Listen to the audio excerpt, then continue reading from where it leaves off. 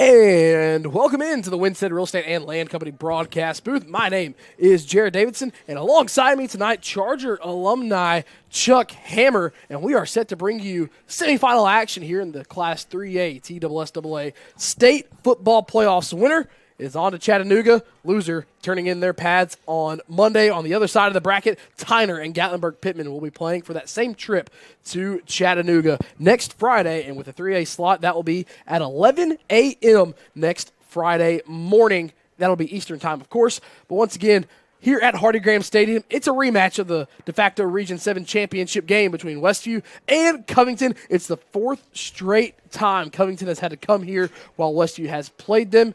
And Chuck, my friend, you were on the call for two of those last year where Westview won a shootout and then a close one in the playoffs. Yeah, got a chance to see this team, Westview, up close a lot last year, covering the team here on the network. But you look at what's happened this year, a little bit different there in that final game in the regular season when Westview won 42-20 again last year. Going back to that same game, it was a much tighter one. But obviously two different teams.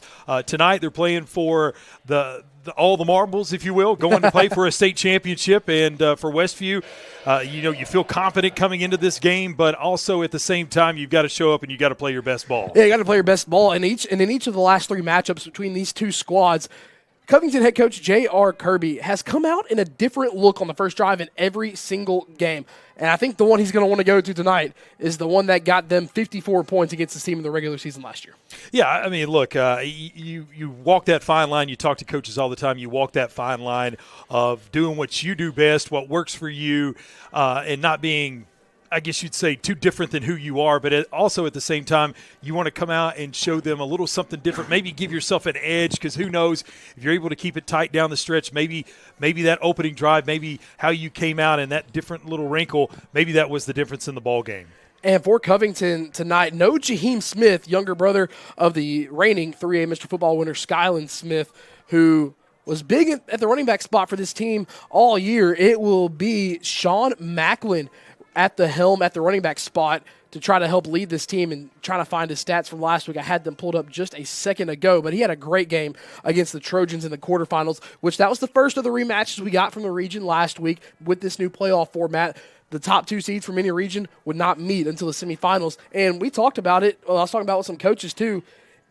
It sets up for a lot better games in the quarterfinals and semifinals simply because you get the better teams moving on, and it kind of eliminates, don't want to call it dead weight, but the cream rises to the top in this new playoff format. Yeah, you like that, but I want to touch on just for a moment, you talk about Smith at the running back position not being there tonight, and no disrespect to his brother, or anybody else that's ever played running back at Covington, because they have a long history of great running backs, but you know where that starts up front?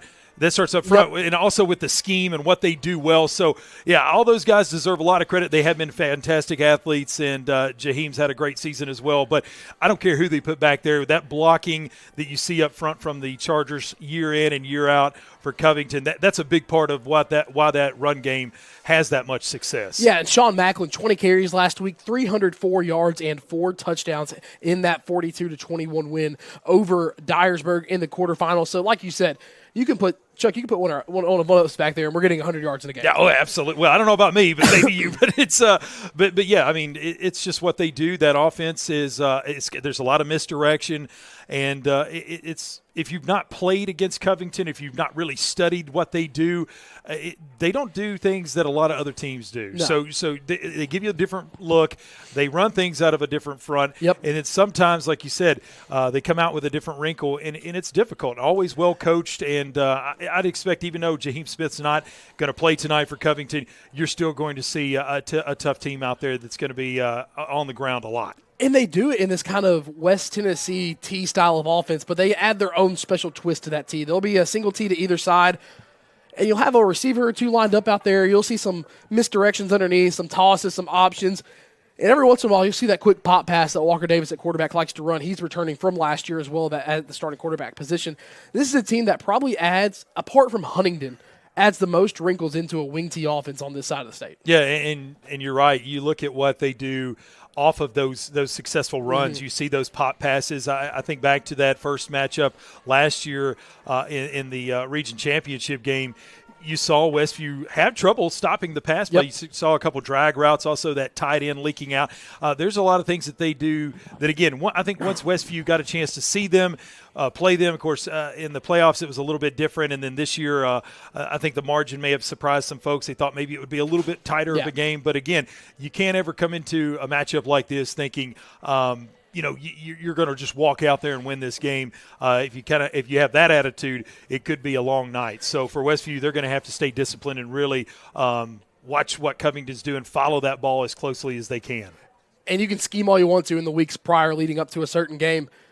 If you can't make adjustments on the fly, especially after a drive or two, you may be left in the dust, and both of these two coaching staffs really good at making said adjustments. The offensive numbers from that regular season win for Westview over Covington, Simpson, he went 28 of 33 for 301 yards, 4 touchdowns, had an interception in that game.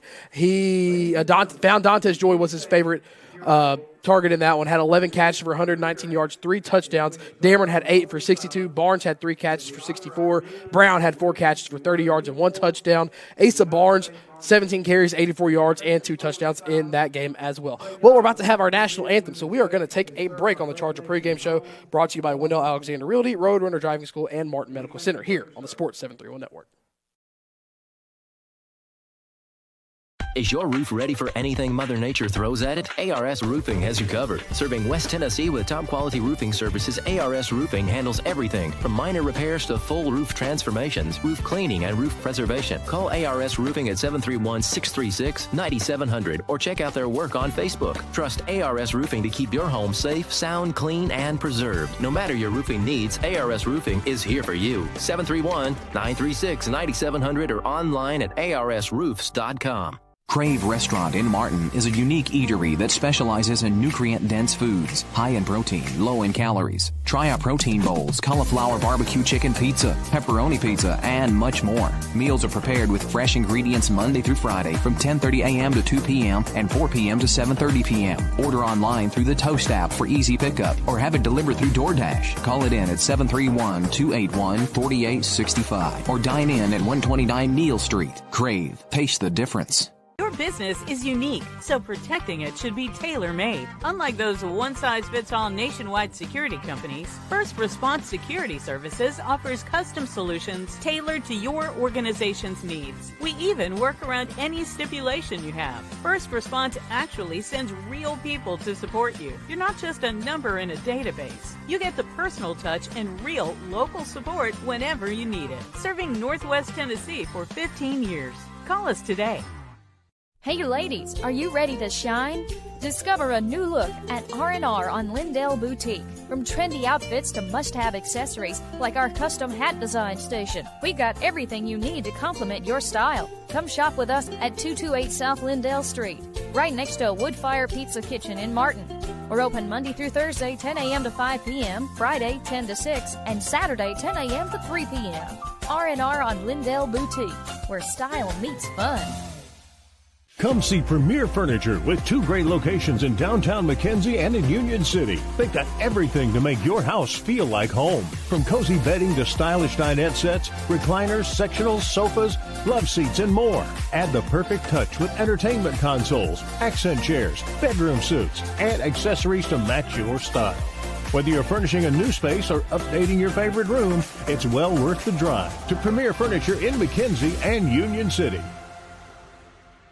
Skyhawk Rentals offers a versatile management style covering both residential and commercial properties, as well as offering combined sales and property management services. If you're an owner looking to address your real estate and property management needs, we're it. If you're a tenant in need of an affordable space to live and work, we'll help you find your nest. As the largest property management company in the area, we'll work hard to meet your needs and provide superior customer service. To find out more, call Skyhawk Rentals at 731-587-2937 or stop by 224 South Lindell Street today. And back here at Hardigram Stadium, where we are about 20 minutes away from semifinal action between Westview and Covington in a rematch of the season finale between these two squads. Back here in the Winston Real Estate and Land Company broadcast booth, it's the Charger pregame show brought to you by Wendell Alexander Realty, Roadrunner Driving School, and Martin Medical Center. Chuck, Covington has 1 loss on the year. It's Westview. Westview undefeated. They have been rolling. And on the other side of the bracket as well, Gatlinburg-Pittman undefeated. Tyner has one loss, and that one loss for Tyner was a great loss. Well, no loss is great, but it's a loss to a team who's playing in Chattanooga next week in Nashville Christian. Quality loss. Yeah, quality loss. Yeah. I mean, when you get to this point in the season, you hope that, like you said earlier, the cream rises to the crop, and that's what typically happens. I mean, you're not going to see a team with 3, 4, 5 losses get to this point unless they played an extremely tough schedule. But you're seeing finally things shake out, and it really is the teams that you expected back at the beginning of the season. And I'm sure you've talked about it all year long, or at least brought it up a couple times. I haven't been on the broadcast with you, obviously, but good to know that when you get there this year in this classification, you're not going to see Alcoa on the other sideline as they moved up classifications. Yeah, speaking of Alcoa, they have a rematch in their first region loss since 2011. Wow. That's going to be their semifinal matchup against a team that beat them here earlier this season. Chuck, what this team did last week for Westview against Melrose, and I'm sure you've seen it online. Dadgummit, there was a lot of talk going on online between these two schools, but what Westview did last week was nothing short of impressive. We'll start with, on the defensive side of the ball, and Finn Snyder, who played his best game of his high school career last week. Finn Snyder, 11 tackles, 5 for loss, 3 sacks, and 1 interception. That was caught off of C.D. Dameron's back. Wow. And look, I hadn't got a chance to see, obviously covering other schools, I hadn't got a chance to see Westview extensively this year. But going back to my knowledge from last year, and you sit up here in the broadcast booth, you hear the PA, and defensively last year, I mean, if it wasn't every play, it seemed like it was every other play. Finn Snyder on the tackle, and he's a guy that I think he's one of the more underrated players on this defense. Everybody else talks about some of the more flashier guys, as you should, but Finn Snyder is that guy night in, night out. He straps on that helmet. He goes out there. He's going to give you double-digit tackles or close to it, and, a great game last week. That's a stat line that anybody would be happy with. Yeah, he's leading the team in tackles, not only for the season but in the postseason as well. 119 total tackles on the year, 9 tackles for loss. All 3 sacks that he has this season coming last week, and, of course, that interception, and has a fumble recovery. In the playoffs, 32 tackles, 7 tackles for a loss. Before the playoffs, he only had 2 tackles for a loss. Yeah, and look, this is when you want to be playing your best ball, not as a team, not just as a team, but also as an individual player, and he definitely seems as if he is playing his best ball right now and rolling into this Covington game. Well, you also look at someone who's playing some of their best ball, too. On the defensive side of the ball, C.D. Dameron has 2 interceptions here in this postseason, including a pick 6. Miles Brown on the defensive side of the ball, 4 tackles in the playoffs, a fumble recovery, 3 pass breakups, and an interception, which that interception came last week. Miles Brown in this secondary, just in total, has been playing some of their best ball. As Westview, here in the postseason, Chuck, they've allowed only 13 total points. Yeah, and the first guy you talked about there, C.D. Dameron, I'd call him, again, going back to watching him play offense, defense, and special teams last year to what he's turned into this season. He's really a Swiss Army knife for this team. He can do just about anything. He's great against the run. He plays extremely well in the secondary as coverage goes. So, you just expect to pencil him in, and I know he may be a little banged up coming into this matchup, but he's a guy that you feel really good about in that secondary, and he's a senior, also a good leader back there. We talk about it this season, 61 tackles on the defensive side of the ball, 3 tackles for loss, leads the team with 10 pass breakups, has 2 interceptions, has a blocked field goal this year against special teams as well. Yeah, and he's I don't know if he's been returning punts this year, but he used to be a pretty good punt returner. 4 punt return touchdowns this year. So 4 punt return touchdowns this year for Dameron. On the offensive side of the ball, good transition here now for C.D. Dameron. 43 catches this year, 750 yards, had the tie for team lead in touchdowns at the end of the regular season with Nod, doesn't have it anymore. But here in the playoffs, Chuck, 10 catches for 221 yards, 3 touchdowns, and has a carry for 18 yards as well. So C.D. Dameron has been this kind of sneaky jack of all trades. Yeah, and look, you just start to wonder, again, we're talking about him being a little banged up tonight, you wonder if he's going to be a little bit more limited, but a kid like that, if you've ever met him, ever talked to him, you ever been around him, he's a gamer, he's going to want to be out there, but he's somebody that if Westview is able to get an early lead, you may see him come off the field earlier than most because they're nursing that injury, but a weapon in the secondary, in the receiving core as well. We talked about what he does in the secondary, but really I think a lot of times the accolades on defense kind of overshadow what he does offensively, but with all the weapons across this entire offense. I think somebody who probably doesn't get enough press that he deserves. And speaking of this receiving core in general, Dantes Joy on the year, 49 catches, leads the team in that category, leads the team in receiving yards with 978, 10 total touchdowns on the year, has 8 carries for 23 yards, 2 touchdowns, has a passing touchdown that came last week to Miles Brown. And speaking of Miles Brown, last week, 4 catches, 109 yards, 3 touchdowns, had the pick last week as well. His season stats, 42 catches, 674 yards, now leads the team with 11 touchdowns receiving, has 8 carries, 46 yards for 3 touchdowns as well. Looking in the backfield now, before we get to the now Mr. Football finalist for the second straight year, Asa Barnes. Asa Barnes right now at running back, 128 carries, 1,134 yards on the ground, 24 touchdowns on the ground, has 366 receiving yards and 3 touchdowns. Here has 201 receptions on the year as well. And looking at the playoffs right now, 34 carries, 413 yards, 8 touchdowns in the playoffs as well. He has been everywhere on the ground. There's a lot of guys that would like to have those playoff stats as their season stats. I mean, he's had an amazing year. And he's a player, and again, I'm not trying to make anybody angry here, but I think he has made the biggest jump from his sophomore year to his junior year of over anybody else on this team, a 1-year jump. He has gotten so. And again, I know last year he was splitting carries more in the backfield, but he has gotten better and better and has made a huge jump going into this junior year. And he's got a lot of colleges calling. I know that. I've been kind of watching his journey on social media. But 1,100 yards on the year, 24 touchdowns. Again, it really takes a lot of stress off of Graham Simpson there at the quarterback position when you've got somebody in the backfield like him. Yeah, and last year he was sitting under Cody Meeks, who rushed for 1,000 yards last year as well, and getting to learn under Cody as well. But you saw flashes of Asa Barnes last year, but this year really, as you mentioned, has taken that big leap. You know what? We're going to save it for the other side of this break. On the other side, we're going to talk about the newest Mr. Football finalist for this Westview squad, Graham Simpson, on the other side of this 3-minute break here on the Sports 731 Network. Celebrating 45 years in business, E&H Refrigeration is your trained comfort specialist. We are Northwest Tennessee's heating and cooling experts with locations in Martin and Paris. If you're in need of a new Trane HVAC system, we have you covered. Give E&H Refrigeration a call today in Martin at 731-587-9675 or in Paris at 731-407-9121. Let us bring you comfort you deserve with the quality you count on. E&H Refrigeration, your Trane dealer. C.R. Wilson Lumber and Supply has just what you need for your next home upgrade or big project. From durable Trex composite decking to sleek Marvin windows to semi-custom cabinets that fit your style and budget. C.R. Wilson Lumber and Supply has Traeger grills for your weekend barbecues, Milwaukee tools for the job site, Valspar paint to refresh any space, plus culverts, lumber, hardware, and so much more. C.R. Wilson Lumber and Supply. Call 731-341-4408 or stop by 8487 Highway 22 in Dresden. Come visit Tux in Martin, Tennessee.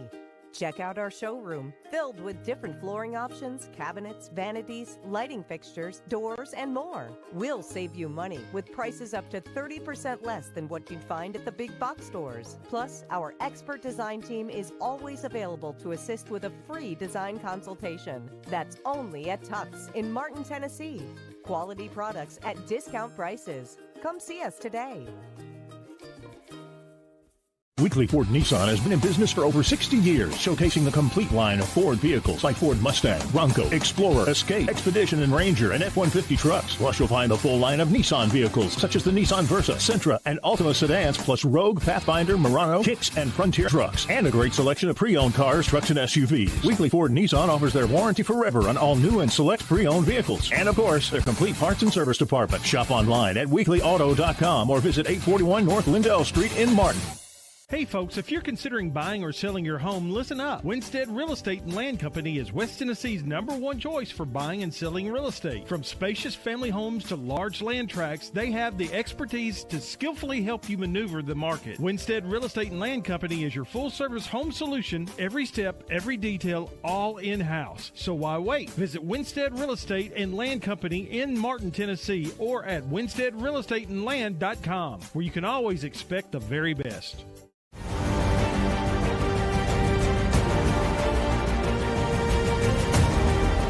In the world of sports, precision and excellence define champions. Dynamics Physical Therapy is dedicated to enhancing athletic performance and preventing injuries by serving schools and their athletes. Elevate your game with Dynamics. Visit dynamics.life to learn more. And back here in the Winstead Real Estate and Land Company broadcast booth, it's the Charger pregame show brought to you by Wendell Alexander Realty, Road Runner Driving School, and Martin Medical Center. I want to give a big shout out to our semifinal game day sponsors, ARS Roofing, Luke's Diesel Repair, Lawrence Sound Company, and First Community Bank. Thank you all to sponsoring this semifinal game day. Chuck, we kind of teased it before we went to break, but Graham Simpson, in his second straight year, has been named a Mr. Football finalist at the 3A ranks, and rightfully so. So far this year, this is including playoffs, but you don't include playoffs in the voting, but just his total stats this year, 2,839 passing yards, 33 touchdowns, 3 interceptions, 76 completion percentage rate, 26 carries, 160 yards, 2 touchdowns. And I know that if you go back and compare him to last year, there were some stats that he had that were better last year. But again, I think the supporting cast, some of the guys who have come along and really participated and also helped him, that's why you're not seeing his eye popping. But the stats are still really good. And by the way, you said he was a two-time finalist. Should be a defending winner here. But we won't get into that. But well, I mean, the guy who won it is his former team's going to be suiting up against Westview tonight, and Skyland Smith, who won it last year. It was between those two. Yeah, it was. And again, you don't know what all goes into that voting as far as what the voters think. You used to say for years with the Heisman they would never give it to a freshman, but now I always hated stuff like that. And I don't know what happened there necessarily if that was the case, but he could have very well won it last year.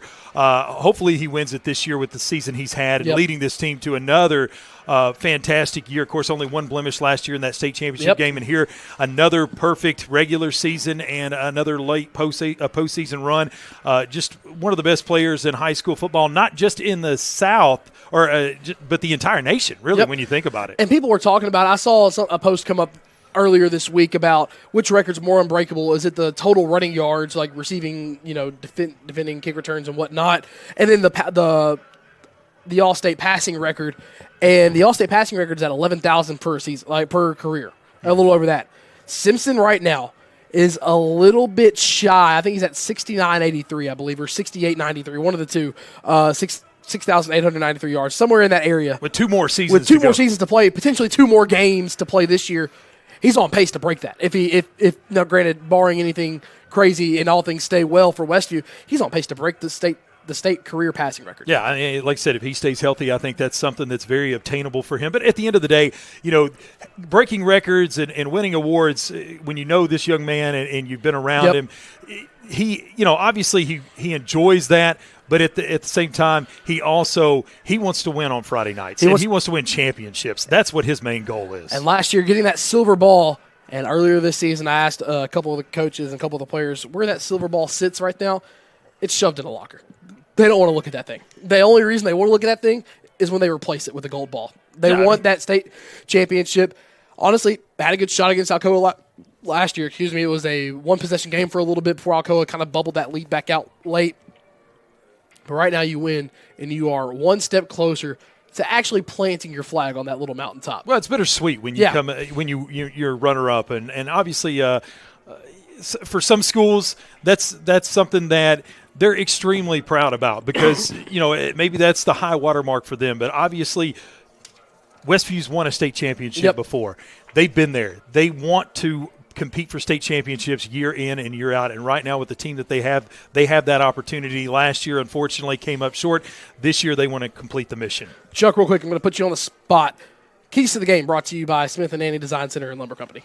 For Westview, I mean, I really think the biggest key is to come out and just punch Covington in the mouth. Not literally, but come out there and get out there and get on the board. I don't know what they'll do as far as the coin toss goes, but I may take it. They always try to take it. Yeah, I say take it, go out there, put a touchdown on the board. Again, Covington's one of those teams, what they do best is they want to keep the ball on the ground. Yep. And it's kind of a double-edged sword for them. If they get a 2-score lead on a team, most any other team I'd say other than Westview, that's more like a 4-score game against anybody else. But for Westview, in a game like this against a team like Covington and what they want to do, if you get up by a touchdown or two, then they kind of have to go away from their game plan, Jared. So I think coming out, getting off to a quick start, getting the football, getting that first touchdown, that opening touchdown is really key. And defensively, just don't get caught with your hand in the cookie jar. Don't be always look for that ball. Make sure you know who has it and don't get beat deep on that pass play. I'll give you one for Covington real quick before we take a break.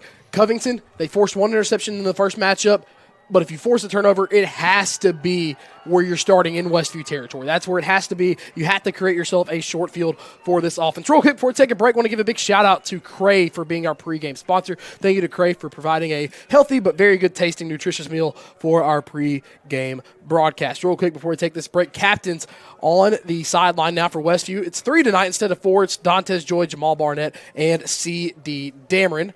For the Chargers from Covington, it will be Ty Beard. It will be Walker Davis. It will also be Jackson Kirby. And then that last captain for Covington, that will be number 24, Shaw Eubanks. The one captain that's not out there for Westview is Jackson Couples. He took an injury during practice on Wednesday. It's a lower body injury. Right now, don't know the full extent to it, but right now he will not be available for tonight's game. Well, the coin toss and the captain's meeting about to take place at midfield, which means we are going to take our last break of this Charger pregame show. When we come back, we'll tell you who won the toss, who starts with the ball, and have kickoff here on the Sports 731 Network. Wendell Alexander Realty is the premier real estate expert serving Northwest Tennessee with a deep-rooted commitment to excellence and local knowledge. Founded in 1985, we understand the unique needs of our community because we live and work here. Combining local expertise with high-end marketing techniques, we ensure your property stands out in the marketplace. Trust Wendell Alexander Realty to deliver exceptional service and results. Contact us today at 731-281-1220 to experience the difference. The Hawks Nest Sports Venue in Martin is a proud supporter of the Westview Chargers. The Hawks Nest is the place to be to catch all your favorite games and sporting events. From Wing Wednesday to weekend karaoke and live entertainment, the Hawks Nest Sports Venue is the best hangout in Martin. For a weekly lineup of events and specials, check them out on Facebook at The Hawks Nest or stop by 105 Church Street in Martin. The Hawks Nest Sports Venue, proud supporter of Charger Athletics. Go Chargers! Cold mornings, hot showers. Wet jeans, warm dryers. West Tennessee Public Utility District has you covered with natural gas water heaters and dryers for sale. No big box chaos, just local, reliable, energy-saving comfort. Call 731-986-8289 to find your perfect match. WTPUD, where comfort meets community. Supporting Westview High School athletics, the Color Shop family of companies is here for you. Since 1977, Color Shop has provided the top-of-line flooring and paint to the community. Color Shop Construction specializes in new and remodels in commercial and residential spaces. And when life throws you a curveball, like a leak or natural disaster, Color Shop Restoration is ready with expert staff and the right tools to get you back on track fast. The Color Shop family is proud to serve Martin and the surrounding areas for over 40 years. Go Chargers! Skyhawk Rentals offers a versatile management style covering both residential and commercial properties, as well as offering combined sales and property management services. If you're an owner looking to address your real estate and property management needs, we're it. If you're a tenant in need of an affordable space to live and work, we'll help you find your nest. As the largest property management company in the area, we'll work hard to meet your needs and provide superior customer service. To find out more, call Skyhawk Rentals at 731-587-2937 or stop by 224 South Lindell Street today. Extreme Customs Midtown Motors, located at 903 South 1st Street in Union City, Tennessee, offers a wide range of tires, wheels, leveling kits, lift kits, and accessories. Call 731-885-7373 or visit their website at midtownmotors-tn.com for new inventory. Dustin or Brian can help you find your next ride. Financing is available with approved credit. Extreme Customs Midtown Motors, the best prices around. And back here in the Winstead Real Estate and Land Company broadcast booth, my name is Jared Davidson, and joined alongside me tonight, Charger alumni and good friend Chuck Hammer. And guess what, ladies and gentlemen? 7 o'clock on the dot on Good Friday. Chuck, both these teams reached their goal of practicing on Thanksgiving, and we are set for semifinal action. Westview, they won the toss, and as in typical Westview fashion, head coach Matt McConnell, they elected to receive. They like to try to start things fast. Thank you all for tuning in to the Charger Pregame Show, brought to you by Martin Medical Center, Wendell Alexander Realty, and Roadrunner Driving School. It is time for kickoff here at Hardy Graham Stadium on a very cold November night, 35 degrees here in Martin, Tennessee, with some chance of winter weather next week. We are starting winter a little bit early. Well, it's a true typical West Tennessee fashion. You know, you go from 65 and sunny to, 32 degrees in a week. We didn't really have much of a fall season, but, yeah, it's football weather. It feels good out here. I know a lot of fans are back home watching the game tonight because it is a little chilly out here. But happy to be in the booth, excited for this one, and we'll see what happens between these two teams. I'm just glad I'm not sitting in your seat tonight, partner, because this game's always hard to broadcast because it's the Chargers versus the Chargers. And real quick before we get started, we will pause for a station ID. WTJF AM Jackson, WTJF FM Dyer, W231 BU East Union, Sports Radio 94 FM and 1390 AM. To kick off for Covington, that will be Ty Waddell. Westview, they will start with the ball. Covington in the white tops and the golden pants. Westview in their white bottoms, blue jersey. It's going to be an onside kick to start the game, and it does not go 10 yards. We're going to have illegal touching on Covington. And you knew it was going to happen. Something weird was going to happen to start this ball game. And Covington decides to start this ball game with an onside kick that does not travel 10 yards, and I believe got touched by a Covington Charger player. Flag came flying. Yeah, I'd have to imagine that's what the call is going to be. And you look, in the situation that Covington's been in, they've played this game 3 times already over the last 2 years. They understand that they're going to have to do some special things in order to beat Westview. And right there, right out of the gate, an onside kick that unfortunately for them didn't go far enough. So we're having a conversation here on the 50. No one recovered it, and it went out of bounds. So no matter if it goes 10 yards or not, it's still a free kick out of bounds, whether Covington touched it or not. Yeah, long discussion down here. Either way, it's Westview football. And you're starting in prime field position. And the flag gets tossed again. I think they picked it up for a split second, then retossed it. So some drama to start here. It's going to be a free kick out of bounds, and I believe – no, they're going to call illegal touching on Covington. So this will be Westview football, and they're going to start in Covington territory. Westview, they will start going right to left. Covington, they will be going left to right. I believe illegal touching is at a 5-yarder. It is. So Westview, they start this drive on the Covington 43-yard line on the left hash.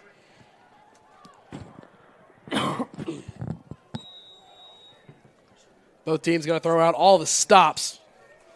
As in the last 3 meetings, Westview and head coach Matt McConnell have had Covington's and J.R. Kirby's number. Brown in motion. No, he stays on the left side. It'll be a handoff to Barnes to start. Barnes on the left side behind his blockers will be wrapped up right at the line of scrimmage, and the Covington defense starting out hot, limiting Asa Barnes to a gain of 1 up to the 42. It'll be second down and 9. You saw a great team defense there from Covington as they strung that play out, used the sideline as the extra defender, and Barnes really had nowhere to run. Bunch trips now to the left side of the line. Ball still in the left hash. Second and 9. Oh, we don't have the digital. We don't have the digital down marker tonight. It's the old flipper. Change in formation. Simpson drops back to pass. Looks over the middle. Now looks right. Goes to his dump off to Barnes. High pass. Barnes in the backfield. Barnes is going to go down for a loss. And the Covington defense swarming Westview early. And it's third down and long from the 45-yard line. So Westview, after starting on the 43, they have 3rd and 12. Yeah, you saw Jermaine Allen being very disciplined there. He was following Barnes all the way, knew that was the safety valve, and he had him covered. Also, no C.D. Dameron to start out tonight. It's Tayshawn Walker. Imagine we see C.D. more in a defensive role. Simpson drops back, rolls out left. Covington, they bring 3. Simpson's going to go deep looking for Joy, and Joy has to bat it out from being an interception, and that is going to be a 3 and out forced by the Covington defense. Yeah, and for Covington, that's exactly what you want to do after giving Westview great starting field position on that onside kick attempt. And Westview goes 3 and out, just nothing doing there for the Westview Chargers. And from Tipton County, that fan base is loud on the opposing side here at Hardy Graham. So Dantes Joy will come on to punt. Did not have to punt last week. And this season, Joy has 9 punts for 32 yards on average. 2 men back deep to return. Westview in a wide punt look. Joy takes a few steps, a low roller, keep it away from the return men, and it's going to take a Westview bounce inside the 15, then just stall at the 14-yard line.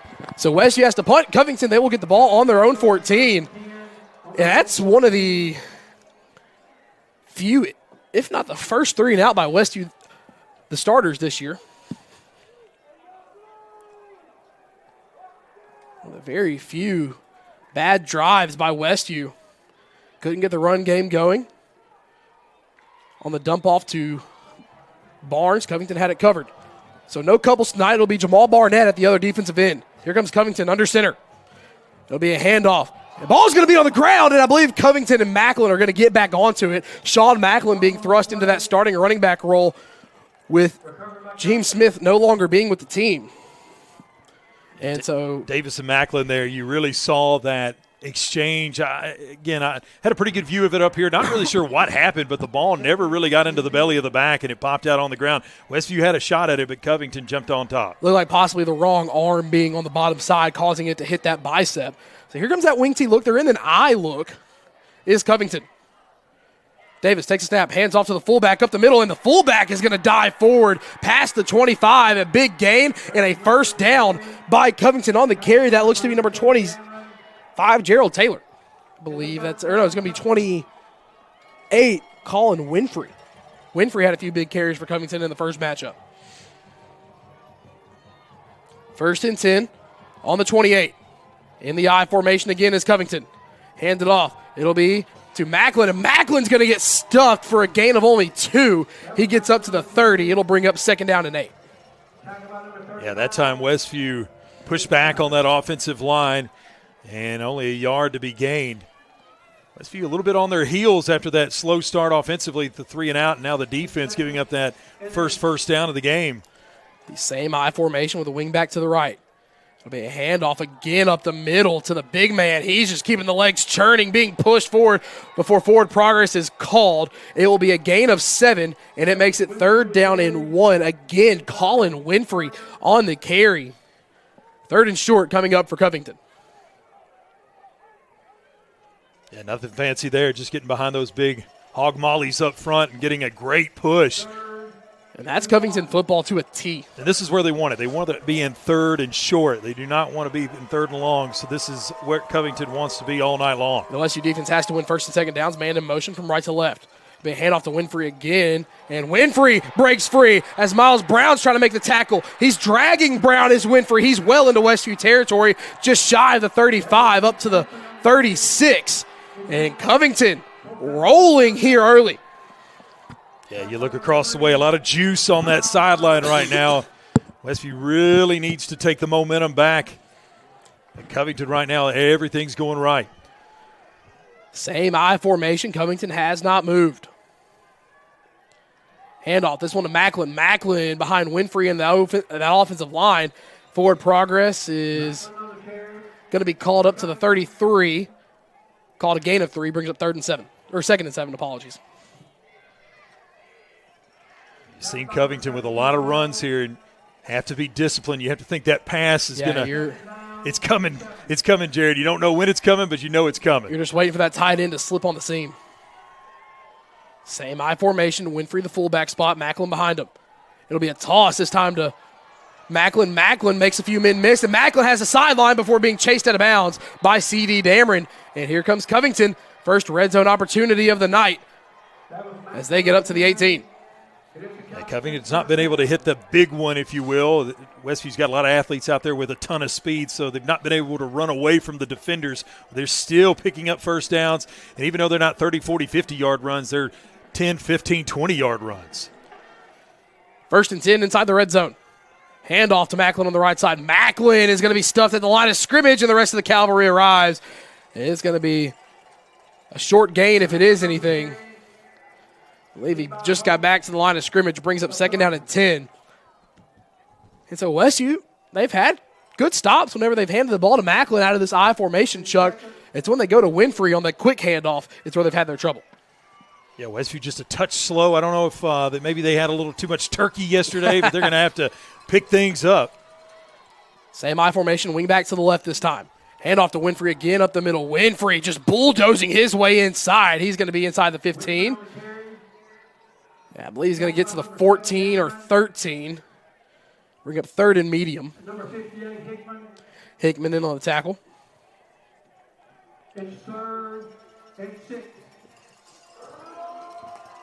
Ball will be spotted on the closer to the 13-yard line. You know, down here for Covington, most likely going to be 2-down territory.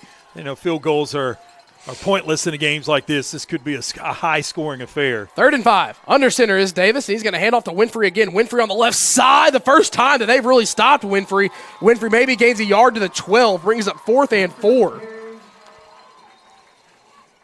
Yeah, great job. Maybe to the 11. They're finding the ball carrier early, and Westview's able to get back there and disrupt that play before it really got started. So 4th and 4 up to the 12. And here's where the Westview defense can kind of get to their all-season mentality when teams do this to them. Bend but do not break. Pivotal 4th down here in the first quarter, and what's gone by quickly. 5:40 left to go here in the first frame. 4th and 4, Davis under center, wing back in motion left to right. It'll be a toss to Macklin to the outside. Macklin stutter steps, and Macklin's going to have the first down and then some inside the 5. Yeah, great vision there by Macklin. You could tell, and he was also very patient on that run, Jared. Kind of slowed up there before he hit that his true stride and able to pick up that first down. And now Covington's knocking on the door, scoring the game's opening touchdown there inside of the 5-yard line. We'll have 4 chances to do it from the 3. 1st and goal to go from the 3-yard line.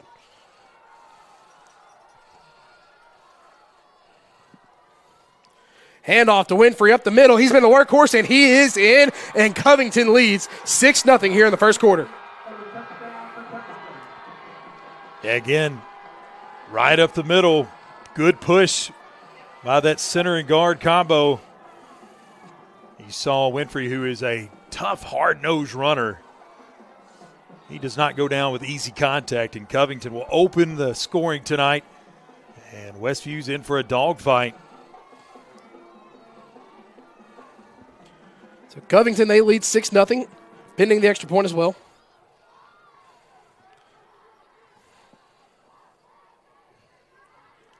Charger defense. Chargers in hole get punched in the mouth here early. Snap the hold. The kick is up and right down Broadway. 7-0 Covington. The Chargers from Tipton County come out in full force, and we will take a quick 30-second break here on the Sports 731 Network.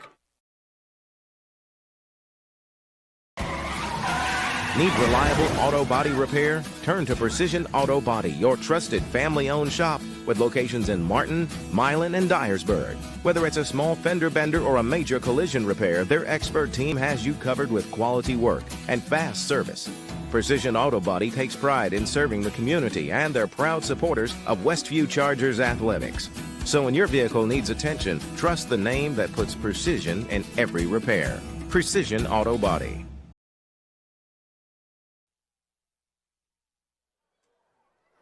So after Covington forces a 3-and-out, they drive 86 yards as Winfrey runs it in from 3 yards out. Extra point was good, and that's why we have the 7-0 score in favor of the Chargers from Covington, Tennessee.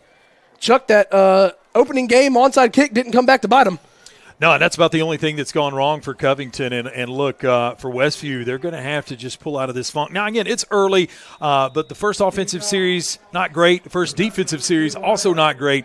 Really, you would like to see them hit on a big play here to kind of get more juice back on their sideline. But Covington's come in here fired up, ready to play, and they've shown not only did they get into the end zone, but don't look now, Jared, but it's still only 5:07 to go in the first quarter. Pooch kick caught at the 20 by Brown. Brown weaves his way through. Miles Brown trying to find a gap. Tripped up. Miles Brown has the kicker to beat. Miles Brown down the sideline gets tripped up, and Westview respawns back. We'll start this drive inside the Covington 25-yard line up at the 22. Miles Brown injects some life into this Westview crowd. So maybe the onside kick to open the game for Covington wasn't more for anything other than to keep it out of Brown's hands right there, showing you how electric he is going down the sideline and gives Westview even better starting field position. And for the first time on offense tonight, C.D. Dameron coming back out, nursing that ankle injury suffered against Melrose last week.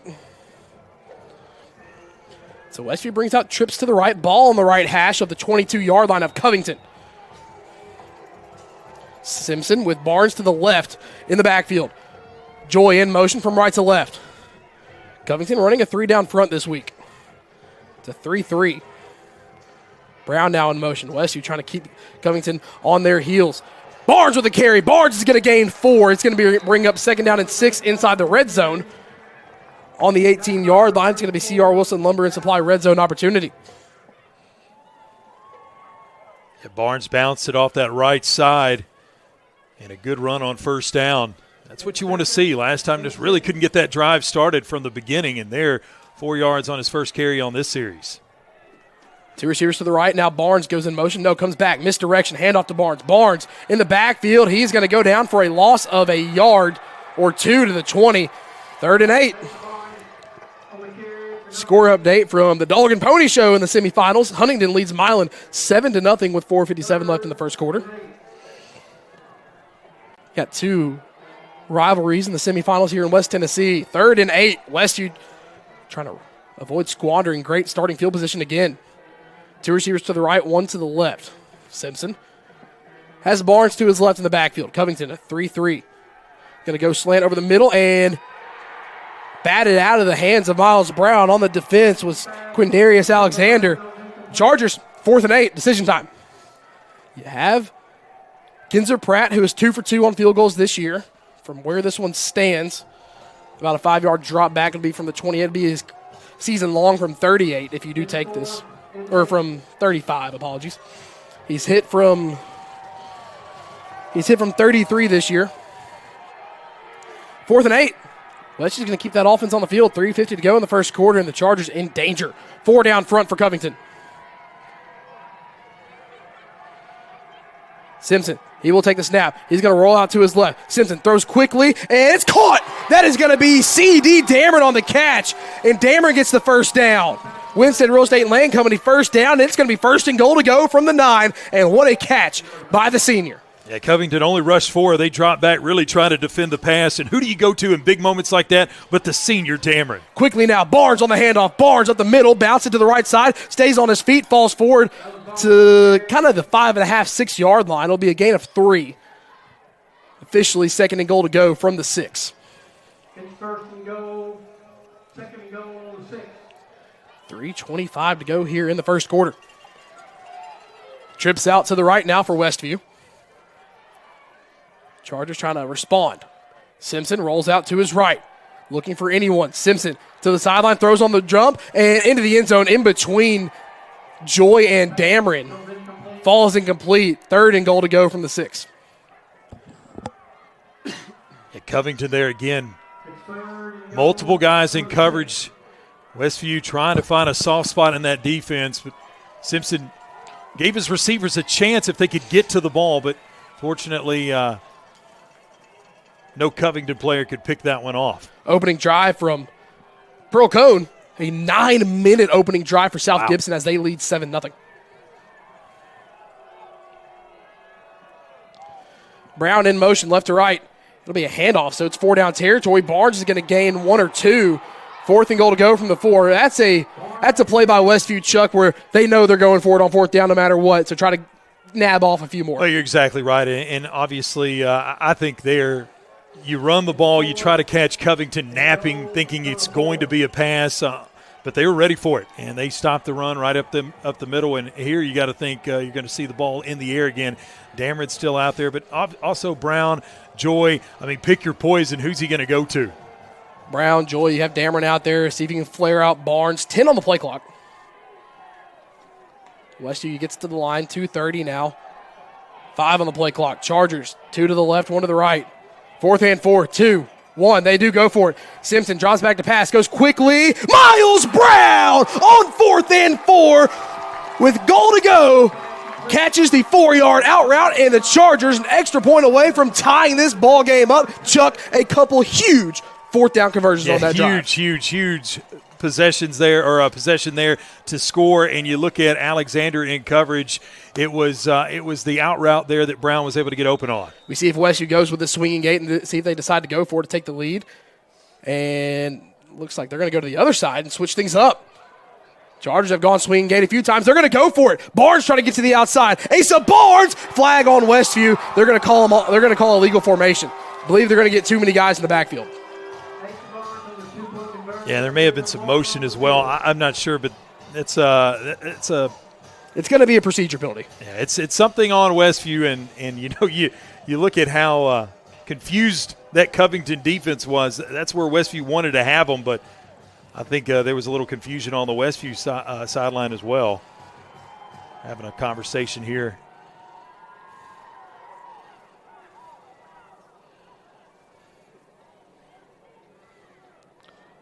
Yeah, legal formation on Westview. You don't like the procedure, Westview?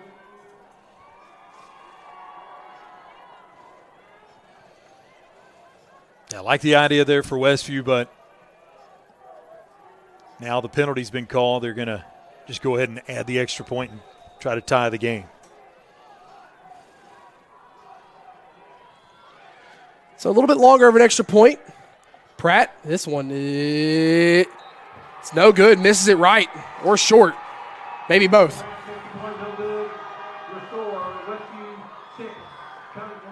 In a game like this, those are going to come up huge. Yeah, Westview's not played in a lot of close games through the entirety of the season, or you go back even the last couple years. But mistakes like that are really, really big in close ball games. And if this one stays tight, that one could be something you go back and look at and go, that may be the difference. Yeah, Hopefully not, but you never want something like that to be the difference. But sometimes that's the case. So Westview responds, but can't get the extra point to knot it up at 7. And Westview, they played in a close game that went back and forth for the majority of it against Lausanne, against Mace, the reigning 1A state champs, to open the year. It was only 8-0 at halftime before Westview pulled away. Marshall County was close in the first half before the Chargers came out in the third quarter and absolutely dominated from there on out. You played Dyersburg in a game where you won by 30, but you gave up 30, where they won 65-30. Now we see how they respond. I believe I see Jackson Couples there on the sideline. Good to see him, if that is him. Apologies if it's not. Of course, in the at this time of year, it's the universal team color. It's the big camo coats. Oh, yeah. Everyone's wearing their camo out there. Pratt on the kickoff, lower liner. He's had a few touchbacks this year, but this one's going to be caught at the 6. This one caught by Waddell. Waddell up the middle. He's going to be taken down. I believe, actually, that's going to be Drake Anderson. Apologies. He gets up to the 26. And when we see how this Westview defense responds, Coach Logan Cowan's unit has done good responding after first drives when teams throw a little bit of a wrench in their plans. As Covington leads 7-6 with 2:14 to go here in the first quarter.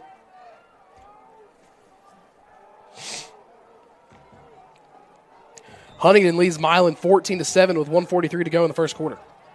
Dog and Pony Show proving to be a good one as well in the semifinals. Same formation. Handoff to Winfrey up the middle. No, Walker Davis is going to keep it, and then Davis will pitch it late. That was close to being a forward lateral. But it's going to be a big gain on the play on the triple option. Busted out by Covington as Macklin gets it past the 40 up to the 42. It's very close. Yeah, when you start seeing those pitches, I know that's something that Covington is used to doing, but you still hold your breath every time that it's going to be able to stay in the breadbasket, not end up on the ground. So chunk play on play number 1.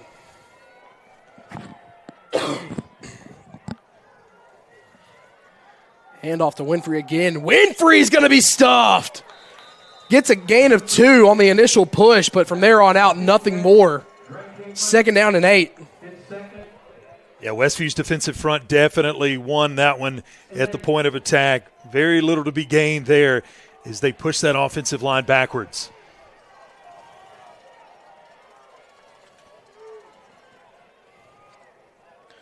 Again, handoff to Macklin, this time on the left, and Macklin's going to be met in the gap. I believe that was Tyler Dunphy.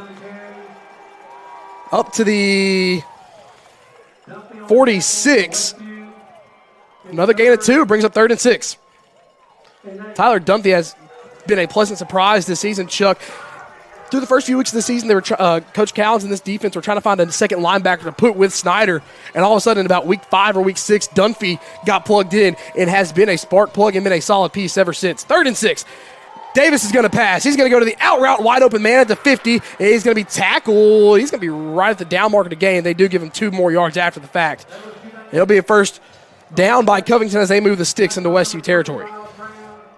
Yeah, you were waiting for that pass play, and right there it was on 3rd and long. I believe that was Shaw Eubanks who made the catch.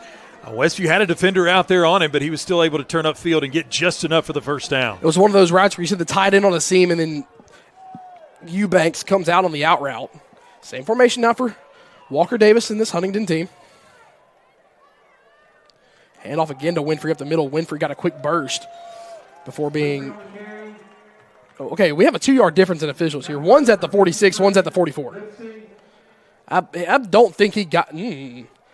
I was more in agreement with the far official on the 46, but... There's been some generous spots here tonight already. Yeah. A couple times.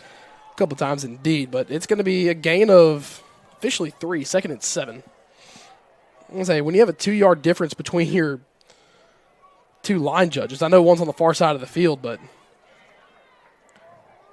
And Covington's not going to run another play this quarter. So at the end of the first quarter, Covington, they lead Westview 7-6. And we're getting some shades of that regular season finale last year between these two teams. 7-6, Covington leads Westview by 1 as we take a 60-second break here on the Sports 731 Network. The best teams aren't born. They're forged in the heat of practice and knowledge that if you get the little things right, the big things become second nature. Building a great team is hard, demanding work that takes single-minded dedication and sacrifice. And that's how we've built the cardiovascular team at West Tennessee Healthcare, the highest performing team in the state and one of the top 6% in the nation.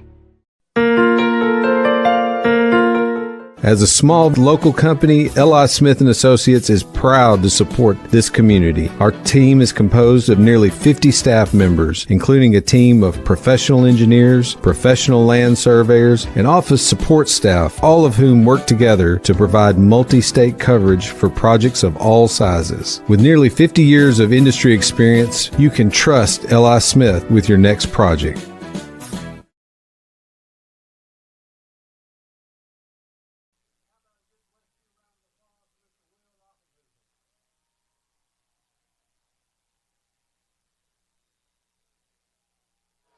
And back here in the Winston Real Estate Land Company broadcast booth on the other side of the field now as Macklin gets the handoff, falls forward for a gain of 2 on the play up to the 41. Or gain of 3, 44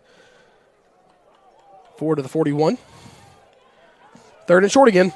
Or 3rd and medium this time. 3rd and last time we saw Covington in a similar situation, they put the ball in the air. I'd be surprised to see them do it again, but you've got to be ready for it if you're Westview.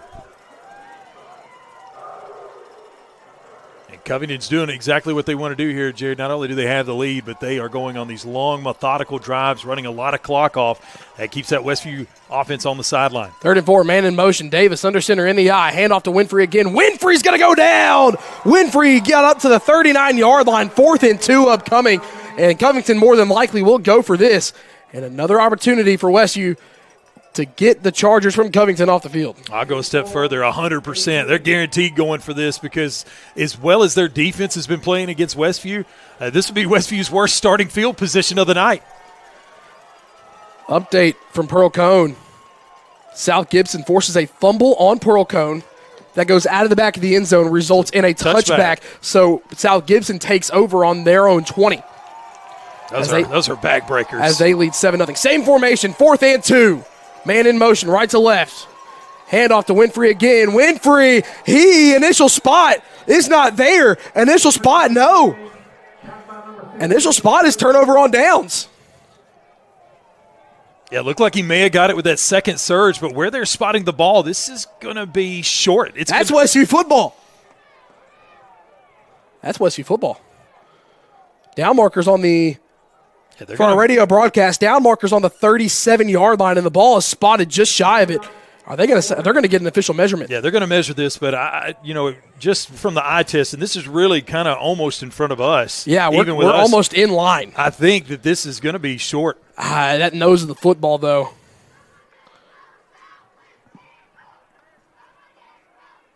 And by the nose of the football, Covington converts on 4th and 2. Winfrey kept the legs churning, and that second effort proves pivotal as a fresh set of downs for the Chargers in white and purple. 1st and 10 now for Covington. Same formation in the eye. Hand off to Winfrey. Yeah, they're going to get on Westview side. Saw some leaning before Covington snapped. They're going to get all sides on Westview. First penalty of the night, or second penalty of the night, but first on an offensive play, so makes 1st and 10, 1st and 5 now for Covington. Yeah, and after the first down, not really Covington tried to make Westview jump there, but I think Westview's trying to anticipate the short handoffs. Yeah, trying to shoot those gaps, try to blow those runs up before they get started. You got to be careful, can't commit the penalty. So 1st and 5 now from the 32 of Westview. Covington now goes right-left. 10 minutes until halftime. Handoff to Winfrey up the middle. Winfrey scoots past Winfrey up the middle into the secondary. He has enough for the first down again. Covington, they move the sticks.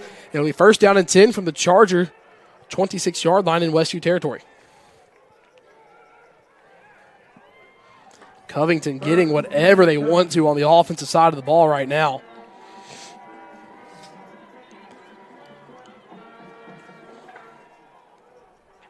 For the first time all season, Westview had kind of looked rocked here through the first 14 minutes and some change of game time.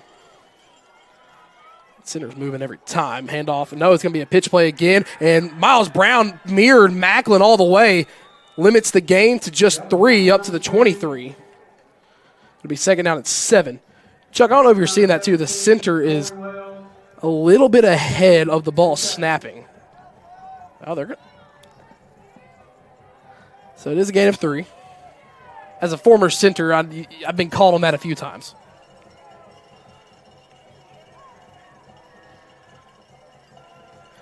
And the center's just cut blocking. That's why it looks like that. Macklin tossed to the right side. Macklin, flag comes flying. This is going to be holding on Covington as Macklin breaks a couple tackles before being pushed out of bounds by Dunphy and looked to be Hickman. Yeah, Westview did a good job stringing that one out, and like you said, the flag comes out. And Davis is pointing in the direction of Westview. It looked like holding on the outside block.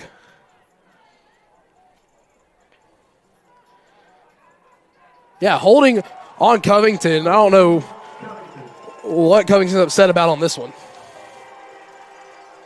You had to hold my tongue there because I thought there's no way that's anything other than holding, especially where the flag was thrown. The flag came out before it had any chance to be a face mask or anything. It wasn't a pass play, so it couldn't be defensive holding. One of those where you just kind of had to wait and see. But when I saw Davis point towards the Westview side, kind of made me second-guess myself a little bit. So it's a 10-yard penalty back to the 33 on the right hash. It'll be 2nd and 17. And those types of penalties can be drive killers for teams that run this type of offense because they're not used to having to pick up 17 yards. And this is where Westview has to capitalize. Hand off to Winfrey for Covington, and Finn Snyder trying to rip the ball out. Pulls Winfrey down to the ground, and here you go, makes it 3rd and long. 3rd and about 12 from the 28.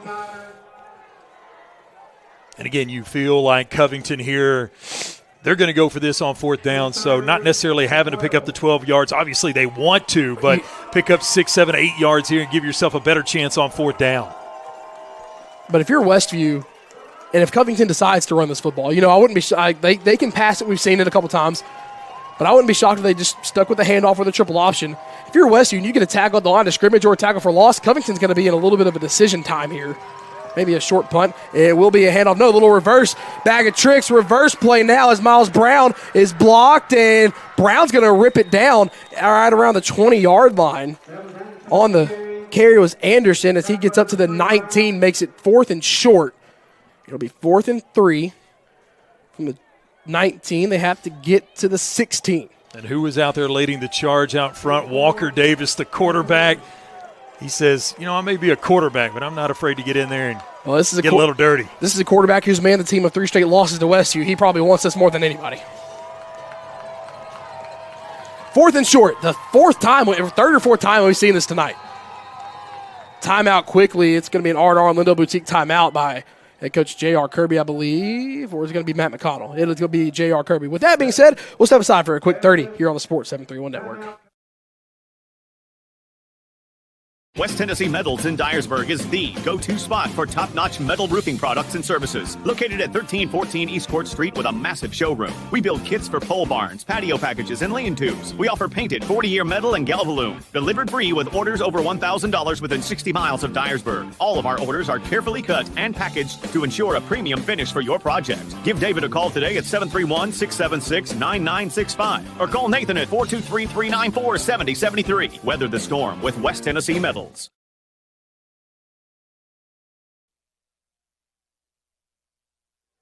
Back here on the Sports 731 Network in the Winstead Real Estate and Land Company broadcast booth. It was an R&R on Lindell Boutique timeout by Coach J.R. Kirby of Covington as they have 4th down and 3 from the 19 of Westview. And a score of interest that just got announced over the PA. Gatlinburg-Pittman leads Tyner 16-7. And if you're Coach Kirby and on this Covington staff, you want to make sure you don't mind burning that timeout there because this is a huge play in the game, 4th and 3. And you're trying to get points on this drive, and you're down here inside of the 20-yard line. You want to make sure you got the right play call. Everybody's on the same page. Special play here. Same formation in the eye. Davis hands it off to Winfrey. Winfrey, he's not going to get there this time.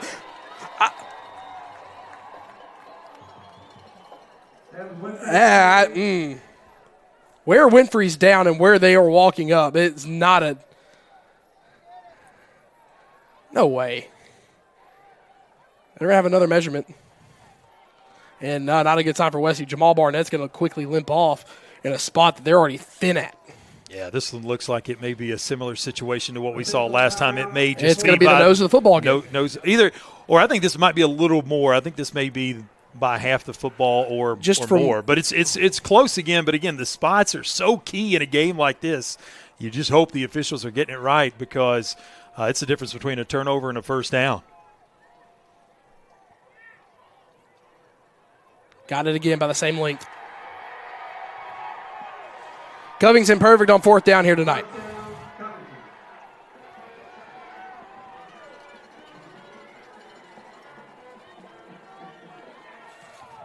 From where Winfrey is falling down on these has been very close to the line each time. And he's getting it by just enough. Covington perfect on 4th down conversions here tonight. They go back to the I formation. If it ain't broke, don't fix it. Hand off to Macklin. Macklin gets a burst of speed, and Wesley's trying to rip it out. He's going to get to the 9-yard line, makes it 2nd and short. And again, one of those plays where you see the push up front by Covington. They're out there in that linebacker core, reaching out into the secondary, so they're getting a great push by that offensive line. South Gibson now up on Pearl Cone, 14-0. Former Charger defensive coordinator on the state team. Ben Johnson leading them as the head coach now. Macklin handoff again, has enough for the first down, I believe, on this one. And, yeah, he's a yard past it up to the 5. Be 1st and goal to go for Covington. First down, Covington.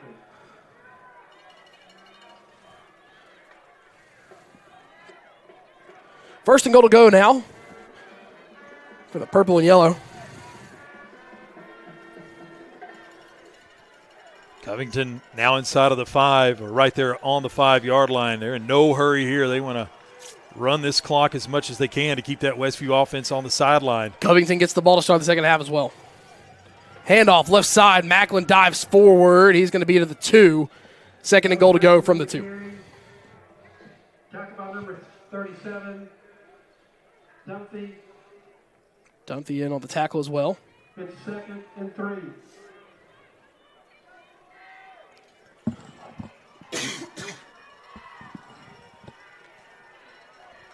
And they back it up to the 3. 2nd and goal. Davis under center.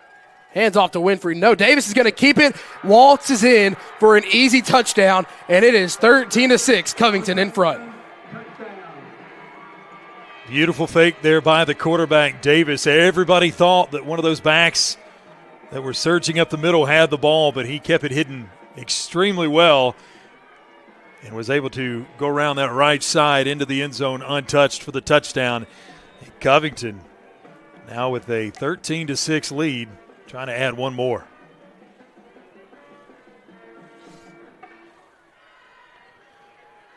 From 3 yards out. Extra point to try to make this an 8-point game.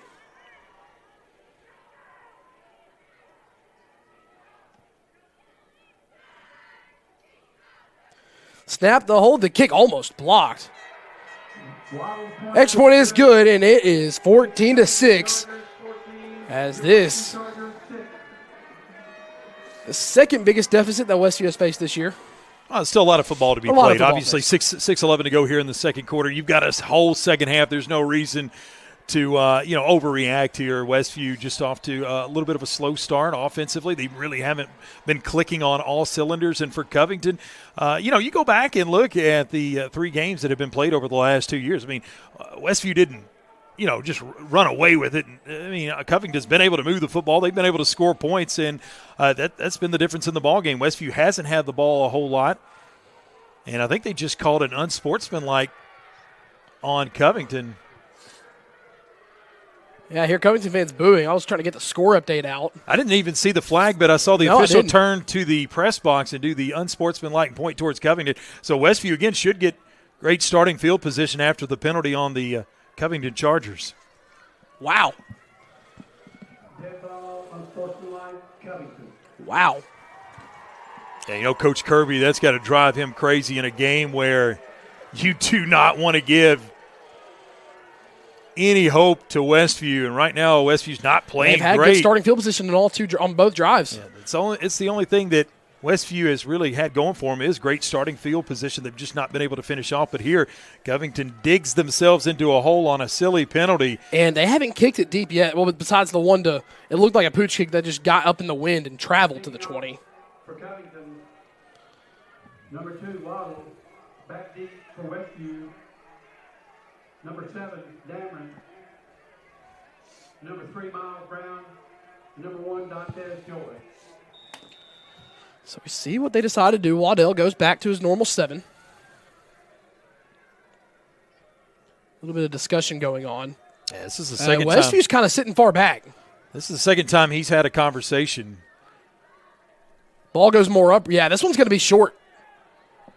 This one's going to be short. The ball went more upright. That front line standing about 3 yards back. Yeah, another onside kick. And offsides on Covington. Whistle's blue. That's going to be offsides on Covington. Yeah, there's a flag here on the near side. Offsides on Covington. Westview's got to read that, too. Like, you see the discussion, you got to step up to the 45 or to the 35. Like, if you're Westview, if the coaching staff doesn't see it, you as that front line have to step up to 3 yards and field it as soon as you can get it. Well, it's obvious that either the sideline signaled it in or told their guys once they went out there, if Westview's lining up in this position, this is what we want you to do. And they had a couple conversations out there in the return team. Here comes a couple hands teams coming out. Tayshawn Walker and Colin Haskins come in. Chargers got to stand on that line. Well, again, if you're Covington, why not? I mean, Westview's not been able to cash in, but just one time so far. So if you give them a short field, your defense has played well. And, at least the onside kick gives your team a chance to recover it. And more talks now as Covington's going into the bag of tricks. See if Covington tries to redirect this one to the left, as that was the first discussion we saw from the left side of the kickoff unit. Now kicking off from their own 20. Ball is still sitting in that more upright spot.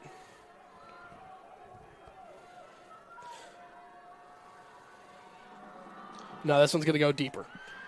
This one at the 30. Caught by Westview. That looks like it's Joy.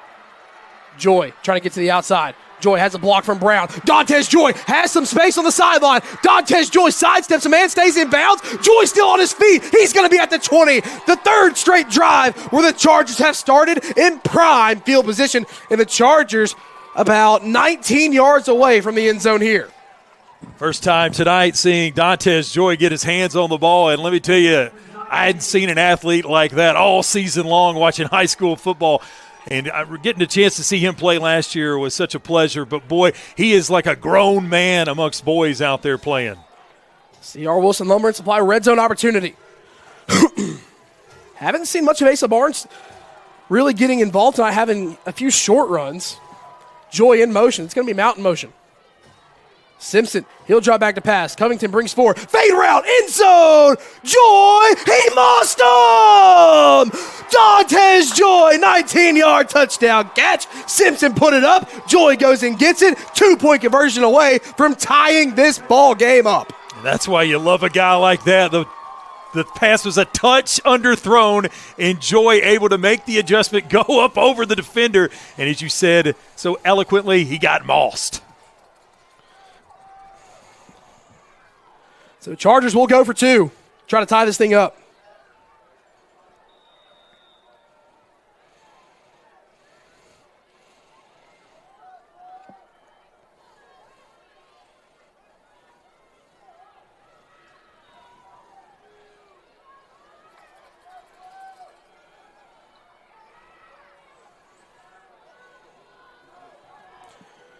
Here we go. Simpson underneath. It's going to be Brown. He's in for 2. We're knotted at 14. Back to square number 1.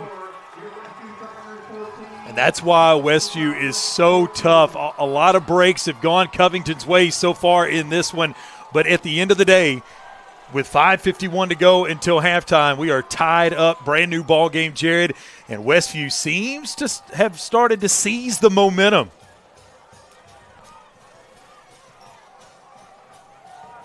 Now, if you're Westview, you want to come out here after this kickoff and stop Covington, get the ball back, and try to get the lead before you go into the locker room. You know that Covington's coming out in the second half, getting the ball.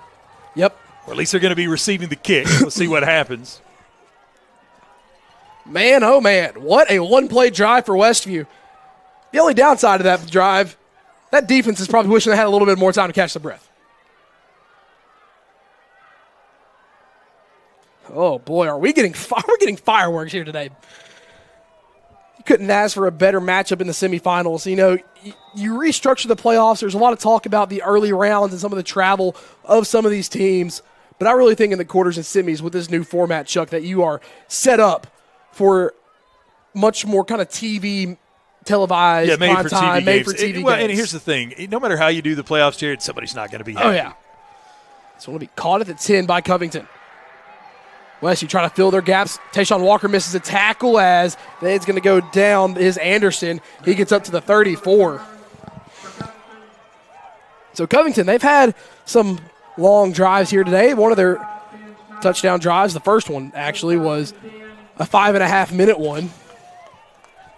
And for Covington here, the ideal scenario would be to drive down the field, take 5:44 off the clock, and get into the end zone. And for Westview, they want to get it 3 and out, get the ball back, and get it back on the board.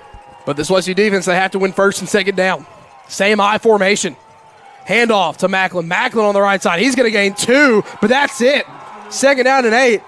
Starting to feel some of that seesaw momentum start to shift more back to the Westview sideline. You can tell Westview just playing with a little bit more swagger. They can't. Again, I don't want to say they just came in slowly, sleepwalking through the beginning part of this game, but they have definitely awoken here after that touchdown.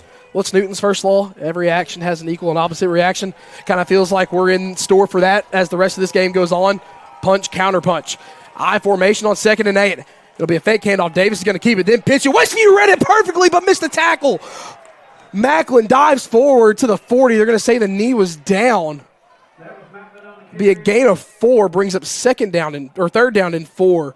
The Chargers had it read in the backfield, but Macklin just slips through. Yeah, it makes you pull your hair out right there when you read it correctly, but you just miss a tackle. But, hey, these are some shifty guys in the backfield for Covington, and And kudos to him for able to make a man miss and able to get up the field and make a positive out of what was going to be a big negative for the Covington Chargers. 3rd and 4.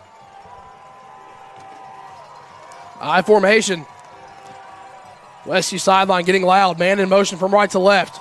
It'll be a toss play to Macklin. Macklin trying to find the eye through. He's going to get a gain of 1 on the play up to the 41. 4th and 3. And I believe this will be the first 4th down that Covington has had in their own territory. Yeah, short gain there for Macklin, and Westview's defense rallied to the ball.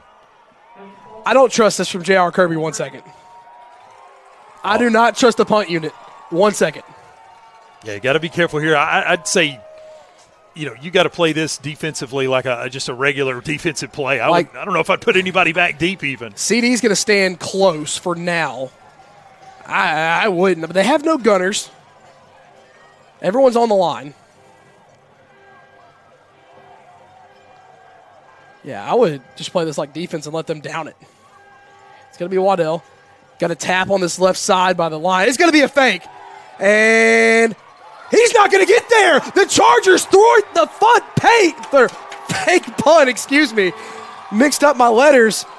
Covington's going to come up a yard short. And as soon as the punt unit came out on the 4th and short, I knew something wasn't right. Covington in a game like this on 4th and short with how they've run the ball tonight, no chance. Well, that's what I was expecting there. If it was going to be a fake, you snap it to your up guy, and obviously your punter, Waddell, pretends that the snap goes over his head. Nobody's believing that because you never saw the ball. But Covington got close but didn't pick it up, and Westview did a good job of recognizing that and getting to him as quickly as possible. And now the Chargers look to get on the board again and take their first lead of the game. E&H Refrigeration defense have stopped the first time Westview has started it. Inside the Covington 40. Deep ball again. Brown got interfered with. He still came down with it. Oh, my gosh. That's C.D. Dameron. C.D. done his Brown. I had it right the first time. Miles Brown got interfered with inside the 10. Still came down with it. You can decline that penalty. Yeah, Brown there. Good Lord, Miles Brown has been a man possessed the past 2 weeks. Getting tangled up with the defender, and you knew when that flag flew that was going to be a defensive pass interference. So it's going to be a positive play for Westview either way, but now this Westview offense starting to click on all cylinders.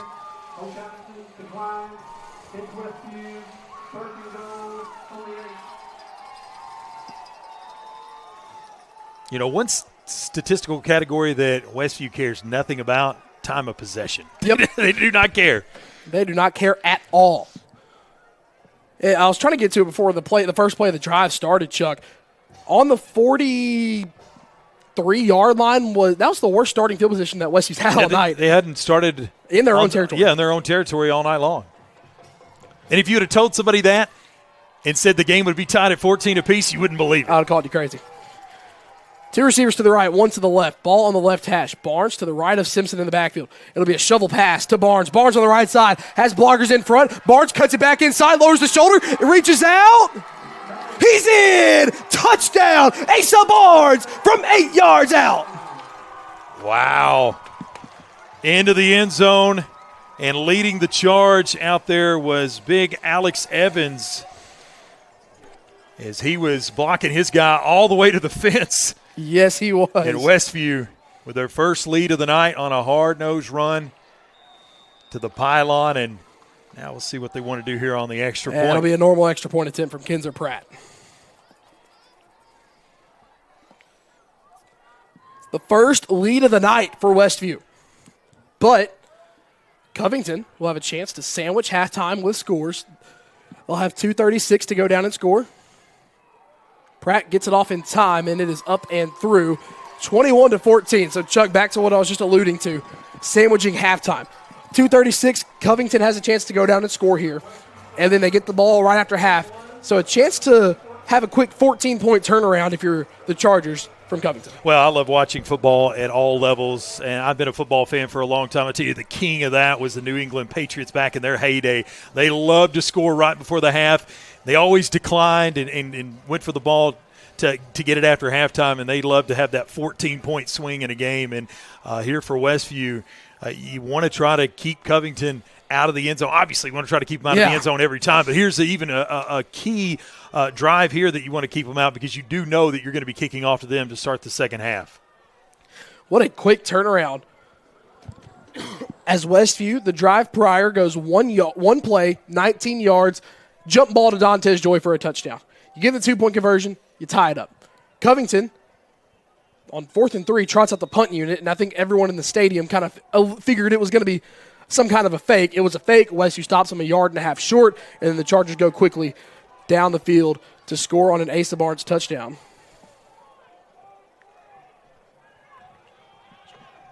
Scoreboard says 22. It should be 21.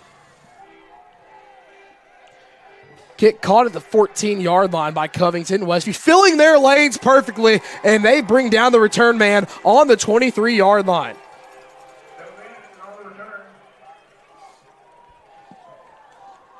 Westview racing down there.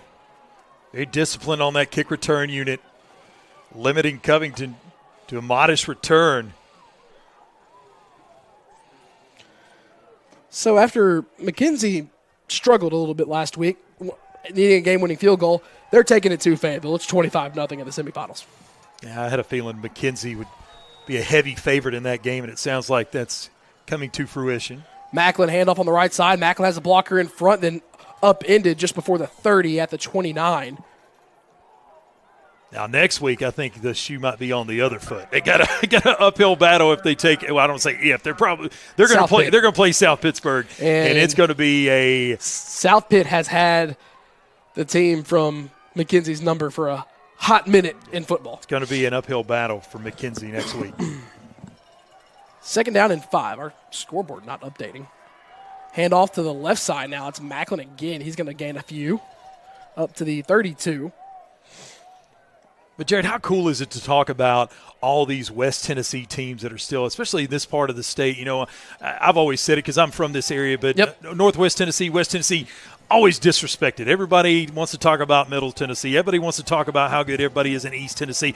West Tennessee always getting disrespected, but look at all these teams still playing in the postseason. 3rd and 2, hand off to Winfrey up the middle, and Winfrey will get it by a couple of yards up to the 37. It'll be a fresh set of downs for Covington.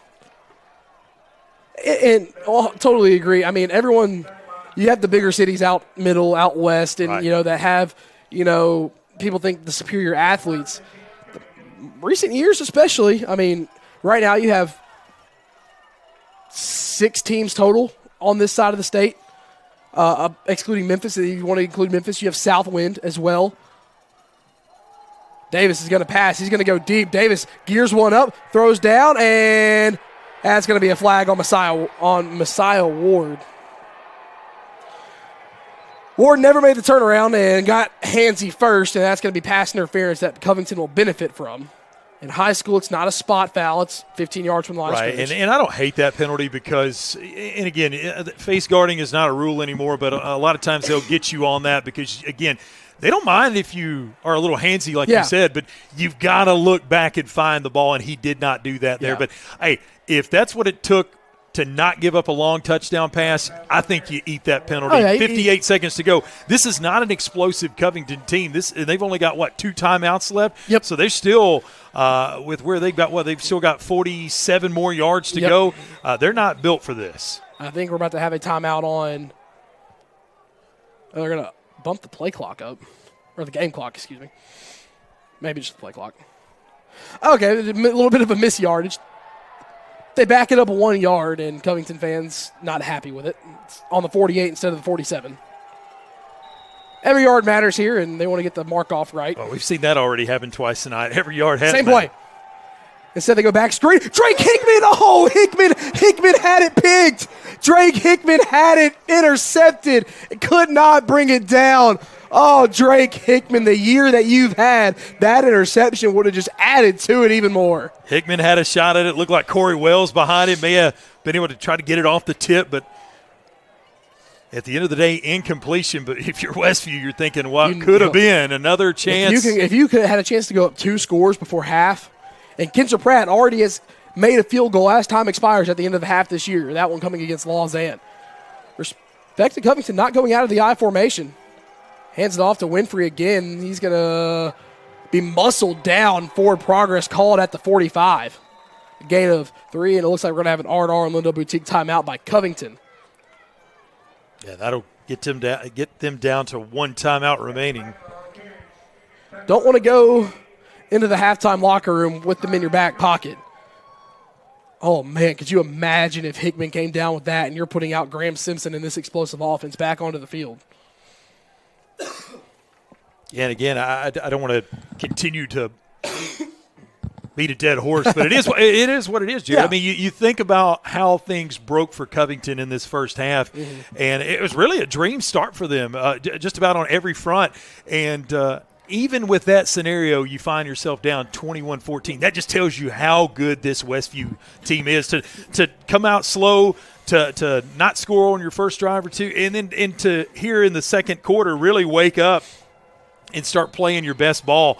And just like that, I mean, that's how good this team is. They can turn it on in a hurry, and 21 points on the board. And like I said, we don't keep all the stats up here, but I would say the time of possession has got to be hugely lopsided in Covington's favor. I'm sure they've had it for 90% of the first half. But but Westview, the last couple possessions, they've made it count. Covington out of the timeout, brought to you by R&R and Lindell Boutique. 44 seconds to go, still in the I formation. Timeout. This one's going to be taken by, I believe, head coach Matt McConnell. So another R&R and Lindell Boutique timeout. So, Chuck, to continue that conversation real quick, you start the game off with an onside kick, trying to catch everyone off guard. It goes out of bounds, or you touch it first. They call it illegal touching. Gives Westview prime starting field position from inside Covington's 40. And you know what? You force a 3 and out. Yeah. You force a 3 and out, and, Dantes Joy has to come on to punt. You go down, you take 5 minutes off the clock on your score. Westview comes down, scores again off another short field. It has to go for it on fourth down twice. 2 huge fourth down conversions, and it was 4th and goal that they scored on where Miles Brown had the out route. Extra point no good off after a penalty. It's 7-6. You go back up 14-6. Tried another onside kick. They're going to throw all the tricks at you tonight. You just have to wonder if sometimes you try to go one trick too many and get yourself. But I think that's the position that they're in. Is they've got to do that. They're throwing the everything and the kitchen sink at Westview tonight. I mean, it's everything because they know they're going to have to get those. And if they don't, and it starts to snowball, I think Jared, at the end of the day, you have to live with it. You live with it because you have to throw your best shot at them. You have to throw everything in your satchel at them, including the satchel at some point. That's right. So we see what Covington does. So no I formation tonight. No I formation out of the timeout. It'll be a toss. This one will be to Macklin. Macklin on the right side has space and gets out of bounds up to the 30. Oh, they're going to spot him a yard shy. They're going to say he stepped out of bounds at the 39, needing to get to the 38. And he stepped out of bounds at the 39, so it's going to be 4th and short. Yeah, that's not what Macklin wanted to do. I'm sure he was really focused on getting out of bounds and stopping the clock, but you got to pick up the first down before you step out. From our vantage point, I thought he got up to the 34. So I formation again. We see if they hand it off to Winfrey. Right on cue, they do. No, Davis keeps it. Davis option goes down. Covington has one timeout left, and they're going to have a spike or see what they do. Davis goes under center. That's a clock stop. And, someone trying to come underneath and pick that off almost. Clock was stopped. I don't think the clock stops for chain movement in high school. Chuck, correct me if I'm wrong, but I didn't think so. Yeah, there should have been more than 5 seconds come off the clock there. I thought at every level when you spot the ball, the clock, it may stop until it's spotted on a first down, but I thought the clock should be running. So second down now. Should be second down. There we go. We have it officially changed. So I formation. Ball spotted. Davis will roll out. He's going to go deep again into double coverage. Oh, incomplete. I believe Messiah Ward got a hand on it. As I believe that's Anderson out there, the intended target. But I think as Ward went to the ground, got that right hand grazing the football, forcing the incompletion. And Messiah Ward this year, Chuck, is second on the team in interceptions with 3, led the team for a little bit with 3. He's been targeted a lot as a sophomore on this team, but he has stepped up a lot this year. Yeah, Ward had a shot at it. The receiver for Covington had a shot at it. I thought somebody was going to come down with it, but it does fall to the turf. Incomplete. Anderson there had a chance. If he comes down with that one, Boy, that would have been Covington in business at the 2-yard line. With still one timeout remaining. 3rd and 10. Davis rolls out. There's no one downfield. Flag comes flying. It's going to be on Covington. And Davis can run as far as he wants to as Turf Monster got one of the Westview defenders. This one's going to come back. Yeah, so a big wasted play. 12 seconds come off the clock from 27 to 15. And all that, and you lose 10 yards. And that is going to be the drive killer unless they hit on a long pass play. And you'd have to think now, Jared. Taking a few shots. With 15 seconds to go, if you're Westview, you're all right with backing out for your defense a little bit, not getting beat deep. So it'll be 3rd down and a country mile. 15 seconds to go until half. Covington does receive the second half kickoff in what has been a fun punch-for-punch first half. 21-14, Westview leads.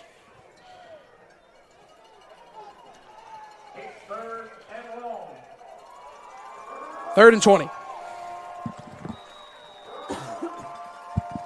Covington has one more timeout. Clock is stopped. After the end of the play, Davis ran out of bounds. I formation.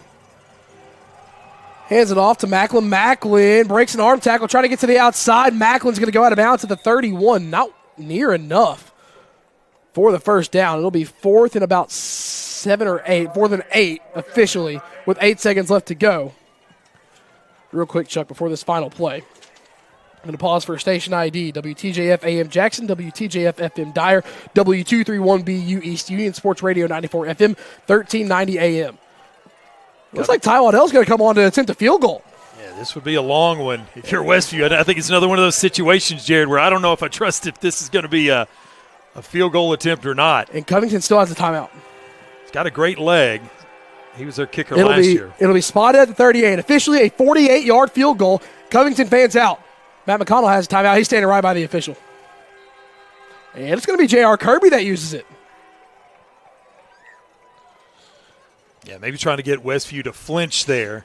R&R and Lindell Boutique timeout. Because what hurts there, even if you're going to kick, if you're comfortable kicking from here, why not try to steal another 5 yards, Jared, by getting Westview to flinch and get you 5 yards closer? Obviously, what else got the leg?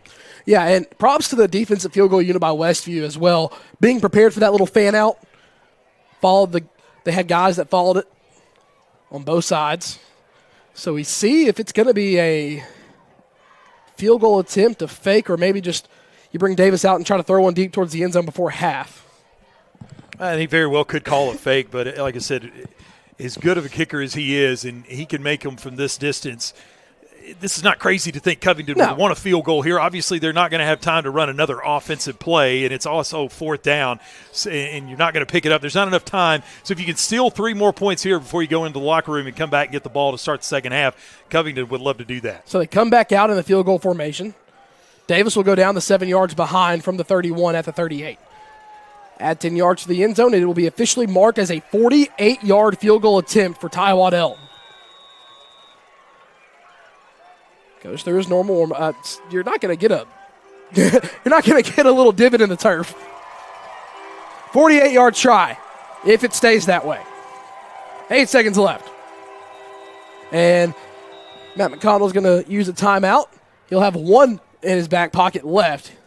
Yeah, why not? I mean, someone may say, well, Covington just called timeout, but you know what? Make Waddell think about it a little bit more. Everybody's that unit's been standing out there a couple times now. It's cold. Nobody wants to be out there. So just let them think about it a little more. And for Westview, an ideal situation here. If it is a kick, Jared, if you could block this and pick it up and run with it, wow, that would be a ton of momentum going into the locker room. Or even if Westview doesn't even have a return, if a block kick here, so I know that'd be a backbreaker. I know on extra points, you're not allowed to run back blocks or interceptions. Are you at the high school level at least? Are you allowed to return the block regular field goal attempt? I would imagine so, yes. Yeah. Also, too, you have to think, say if this comes off the foot of Ty Waddell wrong and it doesn't make it to the end zone, Westview gets the ball where it's at. Like, not where the ball comes dead. Right.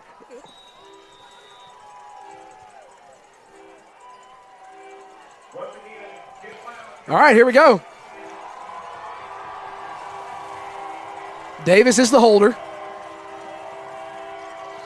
Waddell from 48 yards with 8 seconds left until half.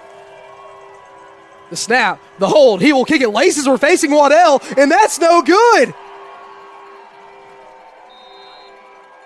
Oh, Westview should have 3 seconds left.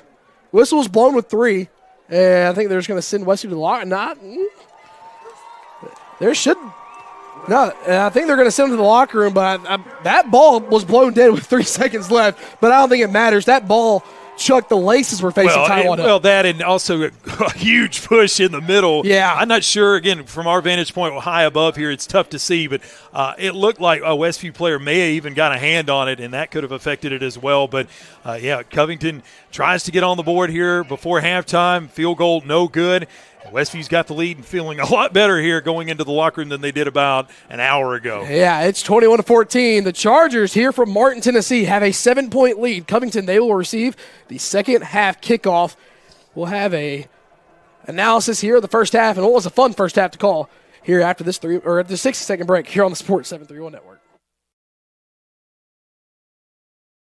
Ready to kickstart a career that'll take you places?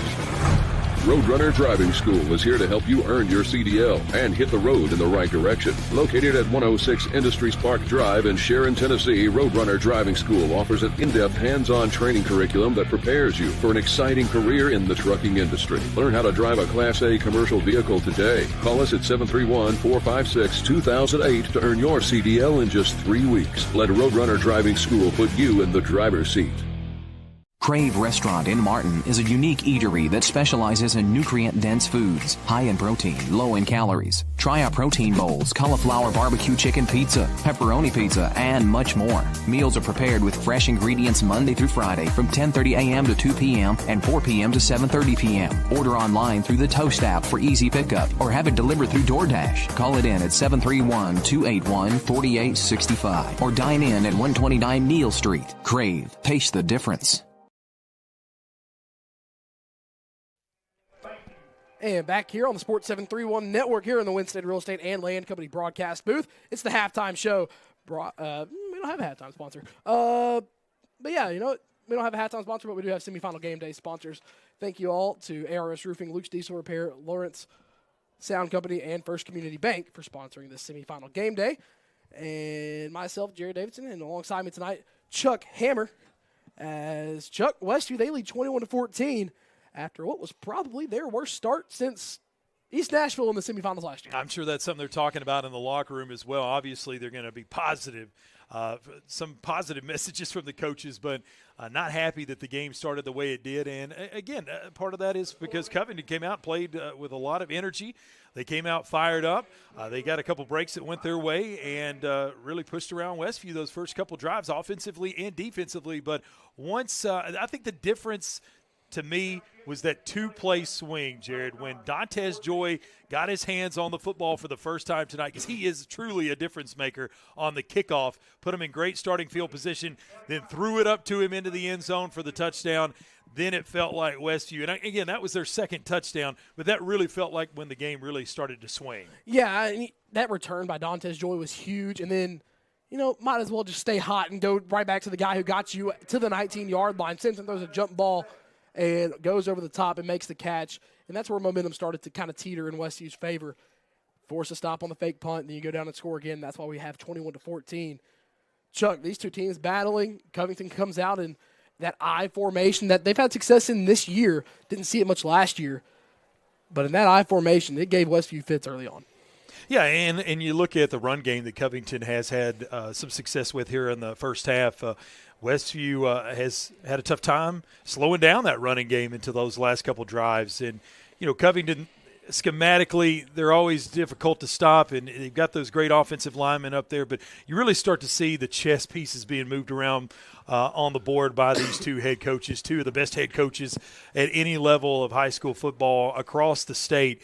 And the staffs are very good as well. So, you expect this type of a game. Westview wasn't going to come in here and just, blow the doors off of Covington. And Covington, kudos to them. They've come out here and played fired-up football in the first half. But, again, with Westview getting that momentum late and getting that lead, Covington, who will receive the second half kickoff, you feel like that is Jared, I don't want to overhype it, but I feel like that's a must score. Oh, yeah, it's a must score. That's going to be a big drive, obviously. Adjustments are being made in the locker rooms right now. But they always say in close games like this, that first drive out of halftime is going to be huge, whether you're up by one score or down by one score, because that can really dictate the final, at that point, maybe 18 minutes or so if you take 6 minutes off the clock. Yeah, 6 minutes, that may be a little conservative. Covington may come out and have an 8-9 minute drive. That's just something that they do. And, again, the success that they've had running the football and not being able to, we saw last year they score, especially that game, that the region championship game, there was a lot of big plays in that game. You look at this first half for Covington, there has been no big major play. You haven't seen a 30, 40, 50, 60-yard run or catch or any of that. It's mainly been just pounding the rock. Yeah, they've had 10, 15, 20-yard runs, but everything's been 3, 4, 5, 6 yards, and the only time that they've really gotten kind of behind the chains is when, you think back to that holding call, and those are things that they've got to avoid if they want to continue to do what they do best. It's been very methodical from Covington. They've gone on long drives, calculating each step, each handoff, each, yardage gain, trying to get to the outside, inside, outside, whatever it be, the play style. They've gauged each movement very methodically, and in Westview, they've been gifted with short fields, and they're like, hey, we'll take that. Westview has yet to start a drive on their own side of the field. They've yet to start a drive past Covington's 40. Well, that's what's been fun about watching these two teams play over the last couple of years, and it's just the difference between both teams.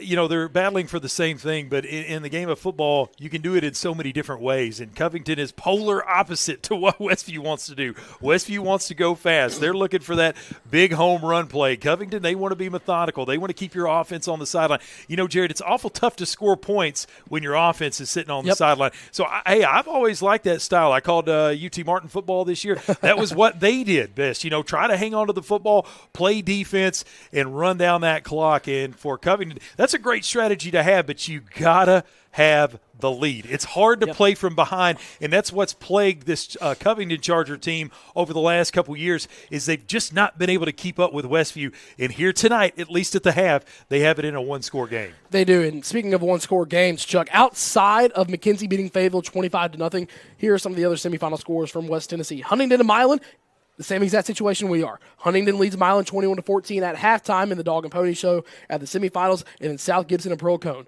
21-14 as well, with South Gibson in front. 3 21-14 games at halftime. Chuck, you could not ask for much better semifinals. Well, what's funny about that, when you see and as broadcasters, we get caught up more in that than the regular fans do. But when you see that, you always go, man, if you played another 50 years of football, you probably wouldn't have that. It's just weird how that happens on a Friday night where everybody matches up on the same score. But, you get to this point in the season and you rarely ever see blowouts. And I don't know what this second half's going to hold. Who knows? Covington may not score another point. I don't think that's going to happen. And Westview may come out and score 4 more touchdowns. I mean, could it happen? Yes. It may not either. But I figured that all of these games here tonight, and especially going into next week, the teams that are fortunate enough to move on to the state championship, it's very rare that you see a blowout this time of year because all the teams are so evenly matched. They're all well coached. They all play really good football, or you wouldn't get to this point in the season. No, you wouldn't. And just, Chuck, real quick before we take a break, we're going to go over the scoring summary of this game. Apologies. And real quick, we're going to go ahead and get that started with the first score of the night being with 5:07 left in the first quarter. Covington, after they forced a 3-and-out, they drove 86 yards, and Winfrey ran it in from 3 yards out to take a 7-0 lead with 2:20 left in the first quarter. Westview responded as Miles Brown caught a 4-yard touchdown catch on 4th and goal. The extra point was no good. Covington led Westview 7-6 at that point. Then with 6:11 left in the second quarter, Davis, the quarterback for Covington, read the defense perfectly on a read option, went untouched to the end zone from 3 yards out, extends the lead to 14-6. And then after Dantes Joy had a big punt return, or a big kickoff return, one play, one score from 19 yards out as Dantes Joy went over the top to catch it. Then Miles Brown converted the 2-point try to tie the game at 14. And then Covington, they try to get fancy with a fake punt, and Westview capitalized as Asa Barnes ran it in from 8 yards out. Extra point was good, 21-14. And then Ty Waddell, his 48-yard field goal try, did not get close, and that's why we sit at a 21-14 score here at halftime in the semifinals. The winner goes to Chattanooga, and the loser goes home. And what better way to have it between two rival schools who have faced off a lot over the last few years. We're going to step aside for a break. When we come back, we'll have some second half action here on the Sports 731 Network. Hey ladies, are you ready to shine? Discover a new look at R&R on Lindell Boutique. From trendy outfits to must-have accessories like our custom hat design station, we've got everything you need to complement your style. Come shop with us at 228 South Lindell Street, right next to a Woodfire Pizza Kitchen in Martin. We're open Monday through Thursday, 10 a.m. to 5 p.m., Friday, 10 to 6, and Saturday, 10 a.m. to 3 p.m. R&R on Lindell Boutique, where style meets fun. Come see Premier Furniture with 2 great locations in downtown McKenzie and in Union City. They've got everything to make your house feel like home. From cozy bedding to stylish dinette sets, recliners, sectionals, sofas, love seats, and more. Add the perfect touch with entertainment consoles, accent chairs, bedroom suites, and accessories to match your style. Whether you're furnishing a new space or updating your favorite room, it's well worth the drive to Premier Furniture in McKenzie and Union City. Is your roof ready for anything Mother Nature throws at it? ARS Roofing has you covered. Serving West Tennessee with top-quality roofing services, ARS Roofing handles everything from minor repairs to full roof transformations, roof cleaning, and roof preservation. Call ARS Roofing at 731-636-9700 or check out their work on Facebook. Trust ARS Roofing to keep your home safe, sound, clean, and preserved. No matter your roofing needs, ARS Roofing is here for you. 731-936-9700 or online at arsroofs.com. C.R. Wilson Lumber and Supply has just what you need for your next home upgrade or big project. From durable Trex composite decking to sleek Marvin windows to semi-custom cabinets that fit your style and budget. C.R. Wilson Lumber and Supply has Traeger grills for your weekend barbecues, Milwaukee tools for the job site, Valspar paint to refresh any space, plus culverts, lumber, hardware, and so much more. C.R. Wilson Lumber and Supply. Call 731-341-4408 or stop by 8487 Highway 22 in Dresden. Hey folks, if you're considering buying or selling your home, listen up. Winstead Real Estate and Land Company is West Tennessee's #1 choice for buying and selling real estate. From spacious family homes to large land tracts, they have the expertise to skillfully help you maneuver the market. Winstead Real Estate and Land Company is your full-service home solution, every step, every detail, all in-house. So why wait? Visit Winstead Real Estate and Land Company in Martin, Tennessee, or at winsteadrealestateandland.com, where you can always expect the very best. Your business is unique, so protecting it should be tailor-made. Unlike those one-size-fits-all nationwide security companies, First Response Security Services offers custom solutions tailored to your organization's needs. We even work around any stipulation you have. First Response actually sends real people to support you. You're not just a number in a database. You get the personal touch and real local support whenever you need it. Serving Northwest Tennessee for 15 years. Call us today.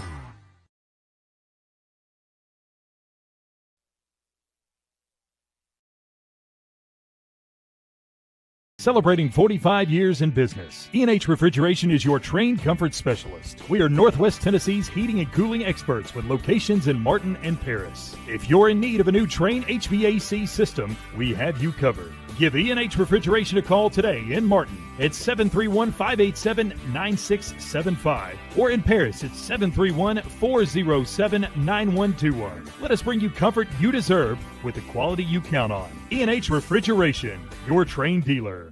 Skyhawk Rentals offers a versatile management style covering both residential and commercial properties, as well as offering combined sales and property management services. If you're an owner looking to address your real estate and property management needs, we're it. If you're a tenant in need of an affordable space to live and work, we'll help you find your nest. As the largest property management company in the area, we'll work hard to meet your needs and provide superior customer service. To find out more, call Skyhawk Rentals at 731-587-2937 or stop by 224 South Lindell Street today.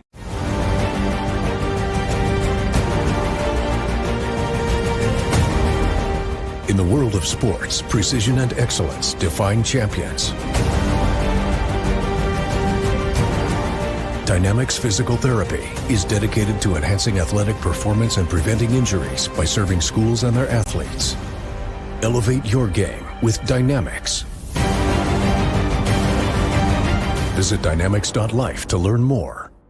Weekly Ford Nissan has been in business for over 60 years, showcasing the complete line of Ford vehicles like Ford Mustang, Bronco, Explorer, Escape, Expedition, and Ranger, and F-150 trucks. Plus, you'll find the full line of Nissan vehicles, such as the Nissan Versa, Sentra, and Altima sedans, plus Rogue, Pathfinder, Murano, Kicks, and Frontier trucks, and a great selection of pre-owned cars, trucks, and SUVs. Weekly Ford Nissan offers their warranty forever on all new and select pre-owned vehicles. And, of course, their complete parts and service department. Shop online at weeklyauto.com or visit 841 North Lindell Street in Martin. Wendell Alexander Realty is the premier real estate expert serving Northwest Tennessee with a deep-rooted commitment to excellence and local knowledge. Founded in 1985, we understand the unique needs of our community because we live and work here. Combining local expertise with high-end marketing techniques, we ensure your property stands out in the marketplace. Trust Wendell Alexander Realty to deliver exceptional service and results. Contact us today at 731-281-1220 to experience the difference. The Hawks Nest Sports Venue in Martin is a proud supporter of the Westview Chargers. The Hawks Nest is the place to be to catch all your favorite games and sporting events. From Wing Wednesday to weekend karaoke and live entertainment, the Hawks Nest Sports Venue is the best hangout in Martin. For a weekly lineup of events and specials, check them out on Facebook at The Hawks Nest or stop by 105 Church Street in Martin. The Hawks Nest Sports Venue, proud supporter of Charger Athletics. Go Chargers!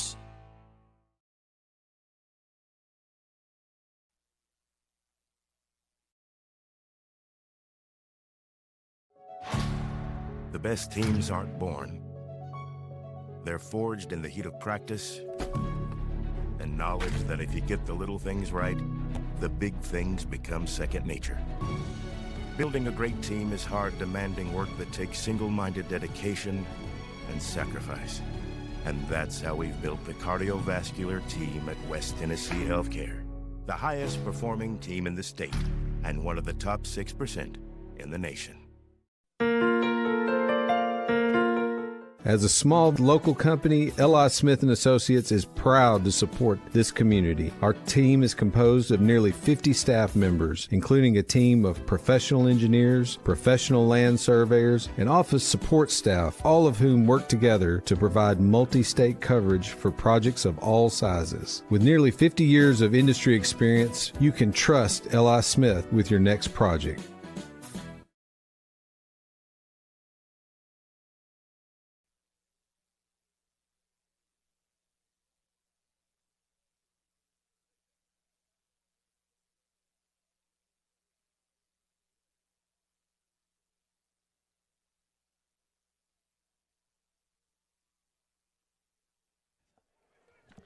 And back here in the Winston Real Estate Land Company broadcast booth, we are a little tangled here in the booth, trying to get that fixed out. And almost. There we go. We're fixed up here now. Got about a minute 30 left until we are kicked off in the second half. Covington, they will receive. Ty Waddell did miss a field goal at the end of the half to keep the score at 7 in the differential column, 21-14 in Westview's favor. Jerry Davidson here, and alongside me tonight, Chuck Hammer. Chuck, I think we're going to be in for another good half of football after what we just saw in the first half. Well, and we talked about it in the pregame show about how good these coaching staffs are, and you're going to see adjustments made in the second half. And we saw Covington really pull out all the stops in the first half, fake punts, onside kicks, fourth downs. You're going for fourth downs all over the place. I don't think that changes for Covington. I think you're going to continue to see them play like that. Because that's what it's going to take for Covington to get a win. And for Westview, I think that the road to victory is a little easier for them. They just need to play their game. And, you don't see very many punts from Westview. You haven't seen it all year long. If they're punting the football, something's gone bad wrong. So for Westview, they want that offense to end in points every single time and just kind of run Covington out of here. At the end of the day, they're not built for this style. They're not going to score quickly. They can't match you score for score. All they need to do is get one or two stops and already starting behind here in the second half, trailing by 7. And to that point, too, like Covington, I believe, until that fake punt, they were 5 of 5 on fourth down conversion attempts. And all those fourth downs were 4 yards or less. Yeah, and that's where they want it. I mean, that's what they do best. And you know, one guy I wanted to talk about briefly at the half, I guess still technically is halftime, but the running back, Winfrey back there, has really been impressive to me. Yeah. I know I've said a lot of that's – and it does. A lot of the credit does need to go to the offensive line up front. But he's a guy that at first contact, he's not going down, and he keeps those legs moving. Yeah, he's had a few plays tonight where, especially on the fourth downs and even third downs, where it looks like he's 1 yard to 2 yards shy, and all of a sudden you just see something moving, and it's his legs, and he reaches forward and gains a couple more yards. And he's one of those running backs that falls forward. Yep. I mean, sometimes, you know, it sounds silly, but it's true. I mean, for guys like that on plays of 4th and 1, 4th and 2, 4th and 3, sometimes, Jared, it's that simple. Just falling forward by the length of your body, that can be the difference in the turnover on downs and a first down. So second half upcoming. And we kind of talked about it. We see if Westview tries to pooch one, maybe get the ball loose on maybe a non-fair catch call on one of the upmen. Or they just let Kinzer boot this one deep. And they're going to let Kinzer boot this one to the 15. Oh, it's bobbled for a second as Anderson is going to get just past the 20, and that bobble's going to cost Covington some yardage. Up to the 21 officially, so only a 6-yard return. Not the farthest Covington has had to go tonight. They had an 86-yard drive earlier. But, oh, boy, that one could have gone quickly in disaster. Yeah, it's a cold night here. First real cold night of the season.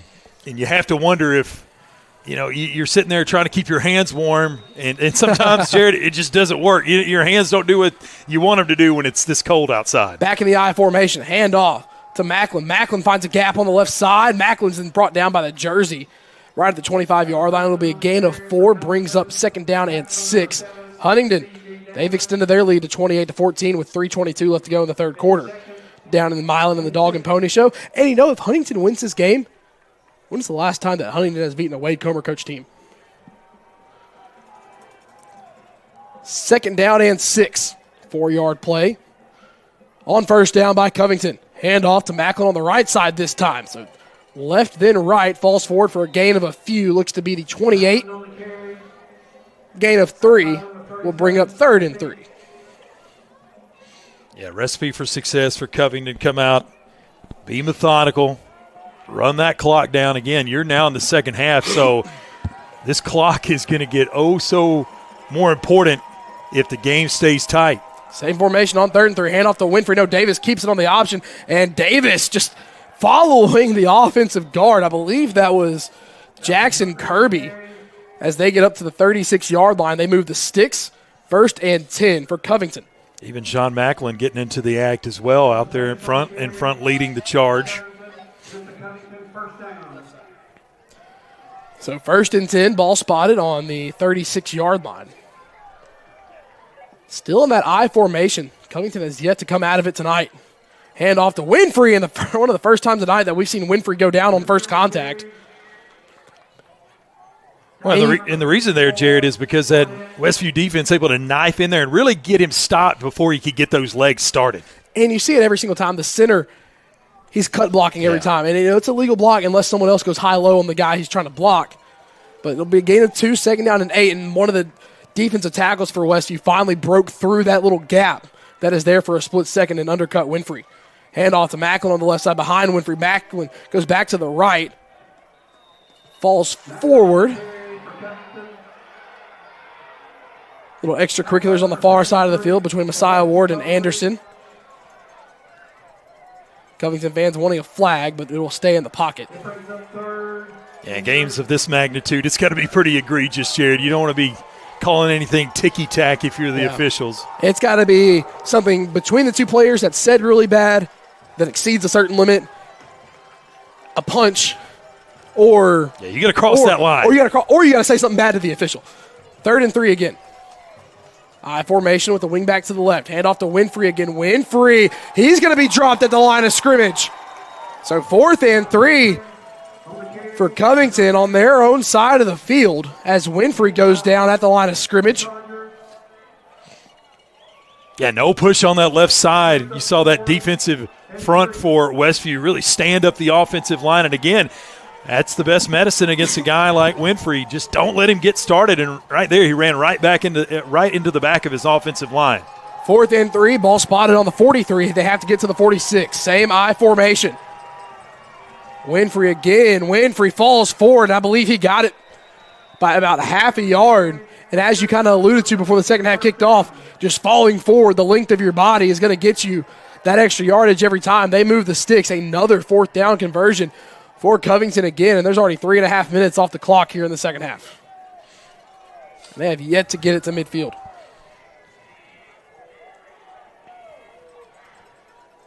Davis under center. Hands off to Macklin on the right side. Macklin trying to beat Brown. Brown is going to drag him out of bounds, slings him. Be about a gain of 2.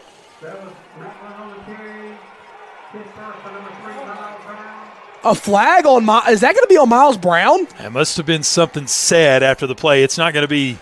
The flag came out after Brown was jogging off. Unsportsmanlike on Westview. And you can't have those in these games. That line right there must have been crossed. Yeah, that's a bad penalty for Westview. You can't give Covington free yardage.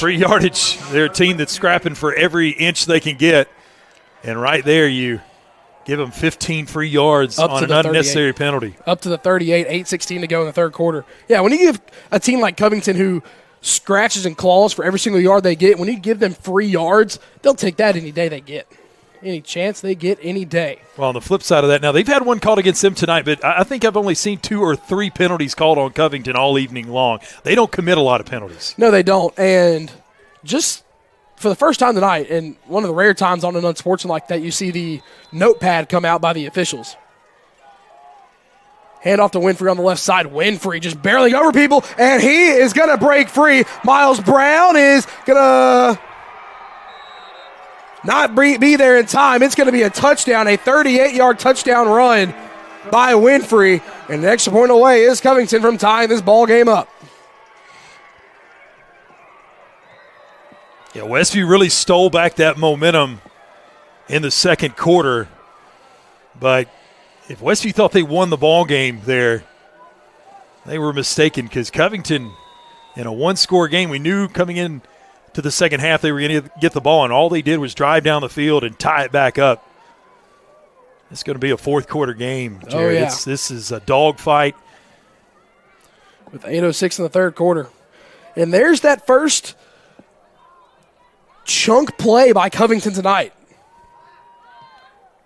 Waddell, his kick is up and through, and we are knotted at 21. And we see how the Westview offense comes out to respond. With that being said, we're going to step aside for a quick 30 here on the Sports 731 Network.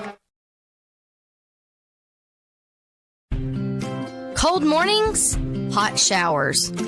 Wet jeans, warm dryers. West Tennessee Public Utility District has you covered with natural gas water heaters and dryers for sale. No big box chaos, just local, reliable, energy-saving comfort. Call 731-986-8289 to find your perfect match. WTPUD, where comfort meets community.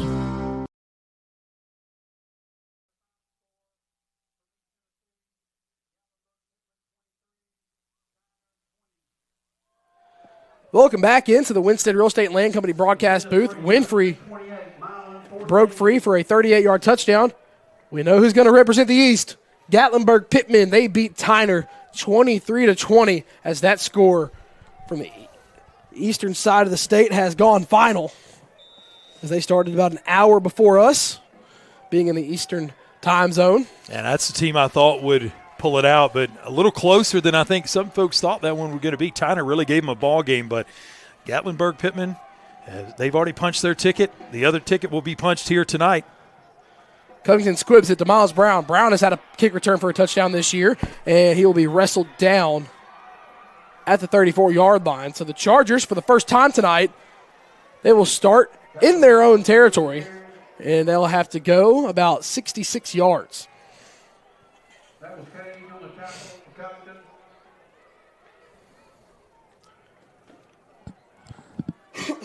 So how does this Westview squad respond after a 4-minute drive by Covington that was capped off after a 15-yard unsportsmanlike on Miles Brown with a 38-yard touchdown run by Winfrey.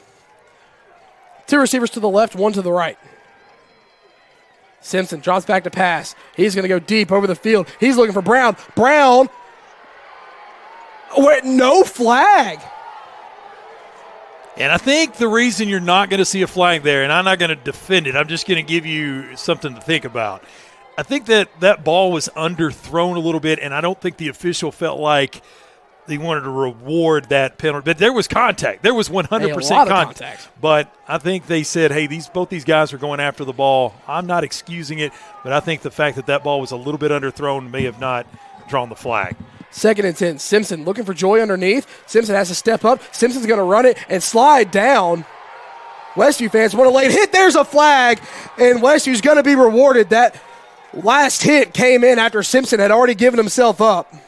This is going to be unnecessary roughness as a Covington player struggles to get to his feet. Simpson was already giving himself up. Yes, unnecessary roughness. That's going to be 15 yards. So we've seen 2 penalties in this second half already that have been 15-yarders, 1 on each team. Well, both after the play. And on back-to-back plays there, the officials making both sides unhappy on one and the other side not happy on the other. But I think that right there, I think, like you said, the second one coming in there late, Simpson's already on the ground. And that's something you've seen change in the game of football over the last few years. They're calling stuff like that a lot more. And also, too, Simpson has taken a number of late hits this year, too. Empty backfield for Simpson. Bunch trips. Simpson's going to go to the fade route again. This one, is it caught? It is in the breadbasket inside the 10-yard line. That's Asa Barnes that was split out wide. Whoa, my word. C.R. Wilson Lumber and Supply red zone opportunity. Winstead Real Estate and Land Company first down. We're moving quick. 1st and goal to go. Handoff to the man who just made the catch. Flag comes flying late. Whistle's blown. This is going to be a formation penalty on Westview. Yeah, Westview I don't think was set there, but let's go back to that play for a moment, Jared. Simpson threw that ball. That was a missile. He said, go get it, big boy. And Asa Barnes went down the sideline. And credit to Covington there. That was step-for-step coverage. But it was just right where only Barnes could get it. You know, you watch this team, and you're like, they run these little short routes. They run these little, 50-50 balls on the outside. They run these little screens, these bubble screens. And then Simpson will go out and drop something perfectly right into the pocket. So it's a 5-yard penalty, 1st and goal now from the 12.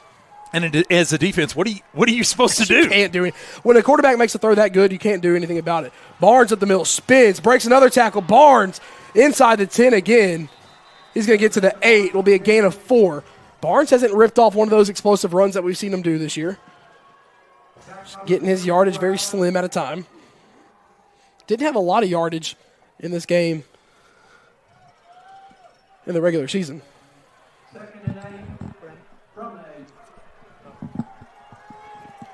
So 2nd down and goal from the 8. 2 receivers to the right for Westview. Barnes in the backfield with Simpson to his right. Man in motion is Brown from left to right. Handoff to Barnes again. They want to feed him. Flag comes flying, and it's going to be on the line of scrimmage. Barnes gets in for a touchdown, but Laundry on the field. Yeah, but will it stand? It's going to be illegal formation on Westview again. Simpson can't believe it. The Chargers are going to back up to the 13 this time. Yellow pigmented laundry is starting to get a little heavy here this half. Yeah, I didn't see a whole lot of flags there in the first half, but here a lot of mistakes being made, or at least the officials seeing a lot of things that they feel like are infractions. And again, I don't know exactly what that procedure penalty was, but frustration from Simpson in the backfield after the flag flew. 2 to the left, 1 to the right. Simpson, he's going to pass again. He's going to go to the comeback route, and just out of the reach of a diving Miles Brown, I believe. 3rd and goal to go from the 13. Yeah, Brown there was trying to get to that ball, but also trying to keep his feet in bounds. Just ran out of room. So 4-down territory. Field goals don't win you this game unless it's tied late in the ballgame, which at this rate we could be headed towards. 3rd and goal to go from the 13. Chargers have bunch trips on the right side for Westview. Joy in motion. Simpson fakes the jet sweep. Simpson rolling out. Simpson looking, trying to get rid of it. Flag on the field. Flags and more flags. Now you wonder if maybe there could be 2 calls here, but there could be defensive holding in the secondary. There also could be holding on the offense as well. True, both flags are in the Covington secondary. Simpson was just trying to escape and evade pressure. And on plays like that, sometimes you also end up with an ineligible man downfield. I don't know they're going to have a long discussion here. Could be multiple calls. Could be offsetting penalties. Whether holding or pass interference, it's going to be a half a distance to the goal. So you're inside the 20 and 30. One thing you can bank on is these officials are going to make sure they get it this right. Here we go. Holding on Covington. So half the distance to the goal. So 3rd and goal now from about the 6.5-yard line. Well, you had to think it's so tough. These Westview weapons on offense, they're so tough to cover. When you have to cover that long, Jared, you got to feel like there's probably somebody holding in that secondary. Oh, yeah. Not many times this year where Simpson rolls out and has to hold the ball long enough to where he's near the sideline. So ball spotted at about the 6.5-yard line. Half the distance to the goal on the penalty. Westview trying to answer back the Covington touchdown. Empty backfield for Westview. 3 to the left, 1 to the right. Evans the tight end on the right as well. Simpson, he'll drop back. Covington brings a little bit of pressure. Simpson on the out route. That's going to be caught into the end zone. Asa Barnes! He's in! The Chargers go back in front. And just when you think you've got everybody covered out there in the secondary, you've got Barnes running underneath. And with his speed, it's tough. And he was able to get to the pylon and into the end zone for the touchdown, and Westview strikes again. Swinging gate. They're going to go for 2. Ball gets batted back, and it's a fumble. You can return this one. The Chargers got cute with it, and head coach Matt McConnell not happy. They tried to go for 2. And boy, oh boy, did it not work. 27-21. This is where these extra... Well, we talked about in the first half, Westview missed their first extra point after getting a penalty. And then they tried to go for 2, got the penalty, missed the longer extra point on the kick attempt, and then here, just a botched play. I mean, this is remnants of what East Nashville did last year, simply to the fact of East Nashville last year scored 2 early touchdowns to go ahead. And they scored, I believe, 34, 36 points in that game against Westview last year, where Westview put up 58.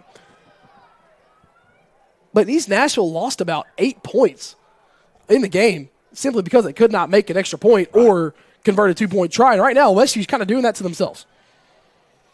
Well, the later this game gets, especially being a one-possession or tie game, we've seen that right before Westview retook the lead there. But, Jared, you start to think as the game gets later and later, a turnover here late in the game could be the difference in the game. And we haven't seen one yet tonight. And that's what you're hoping. If you're Westview, you're hoping it's not you. If you're Covington and you hope it's not you, that turns it over. But you have to think at some point a turnover's coming.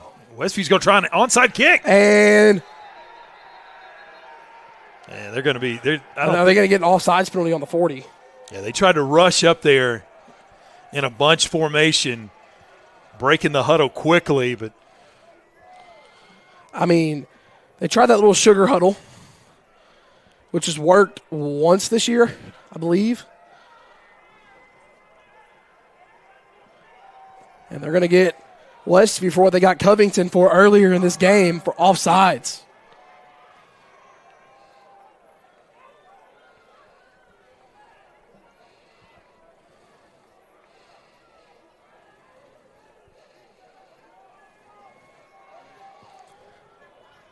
So the Chargers try to get cute on their own.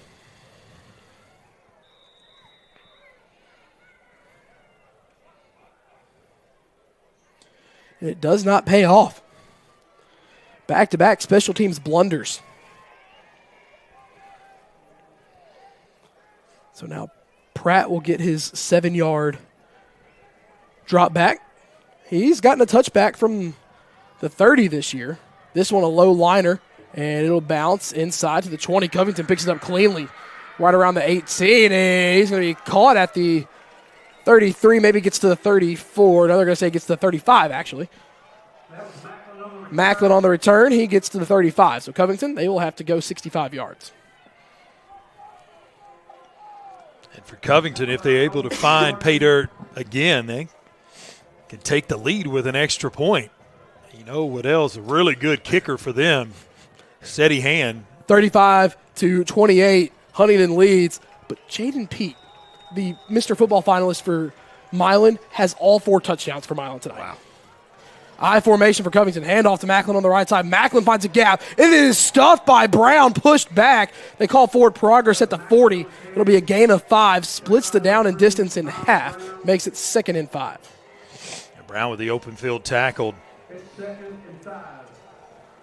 Macklin had a head of steam there.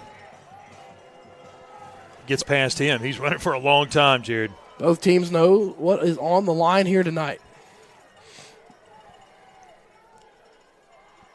Davis hands off to Winfrey. Short Winfrey. He's going to gain a couple. More like 3. Makes it 3rd and 2. Dunphy in on the tackle. The junior. Dunphy this postseason. It's 3rd and 2. Has coming into tonight 30 tackles, 5 tackles for a loss, 1 sack, a quarterback hurry, and 1 forced fumble. 3rd and short. Be a handoff to Macklin this time. Macklin scoots up the middle, has more than enough, is wrapped up a yard shy of midfield on the 49. Dameron in on the tackle. It's a first down for Covington. 4:35 to go here in the 3rd quarter. Yeah, Covington's run game, for the most part tonight, they've had a lot of success keeping these long drives alive. And there again, picking up another first down. 1st and 10 from the 49. Handoff to the right side to Macklin. Macklin following his blockers. Cuts up the middle. Trying to break free from an arm tackle, but Corey Wells suplexes him. Yeah, Covington's trying to lobby for a flag here, but it's just a tackle. I mean, what did you want the guy to do? You know, had to get him to the ground some way. Didn't pile drive him. Still a first down for Covington up to the 36 of Westview territory. Ball spotted on the right hash. If Wells doesn't wrap him up again, you're starting to see these holes get a little bigger. And Covington starting to see that hands on hips from the front 4. Yeah, this Westview defense has been on the field a long time tonight with these long drives that you see from the Chargers. Handoff on the left side to Macklin. Another big gap. Macklin spins out of a tackle. Holding on to the football as Westview tried to jar it free as Macklin gains 7 up to the 29-yard line. It'll be 2nd down and 3. 3:35 to go in the 3rd quarter. Covington having another one of those drives where they're just getting chunk play after chunk play. 2nd and 3. 6 to 7 yards a pop.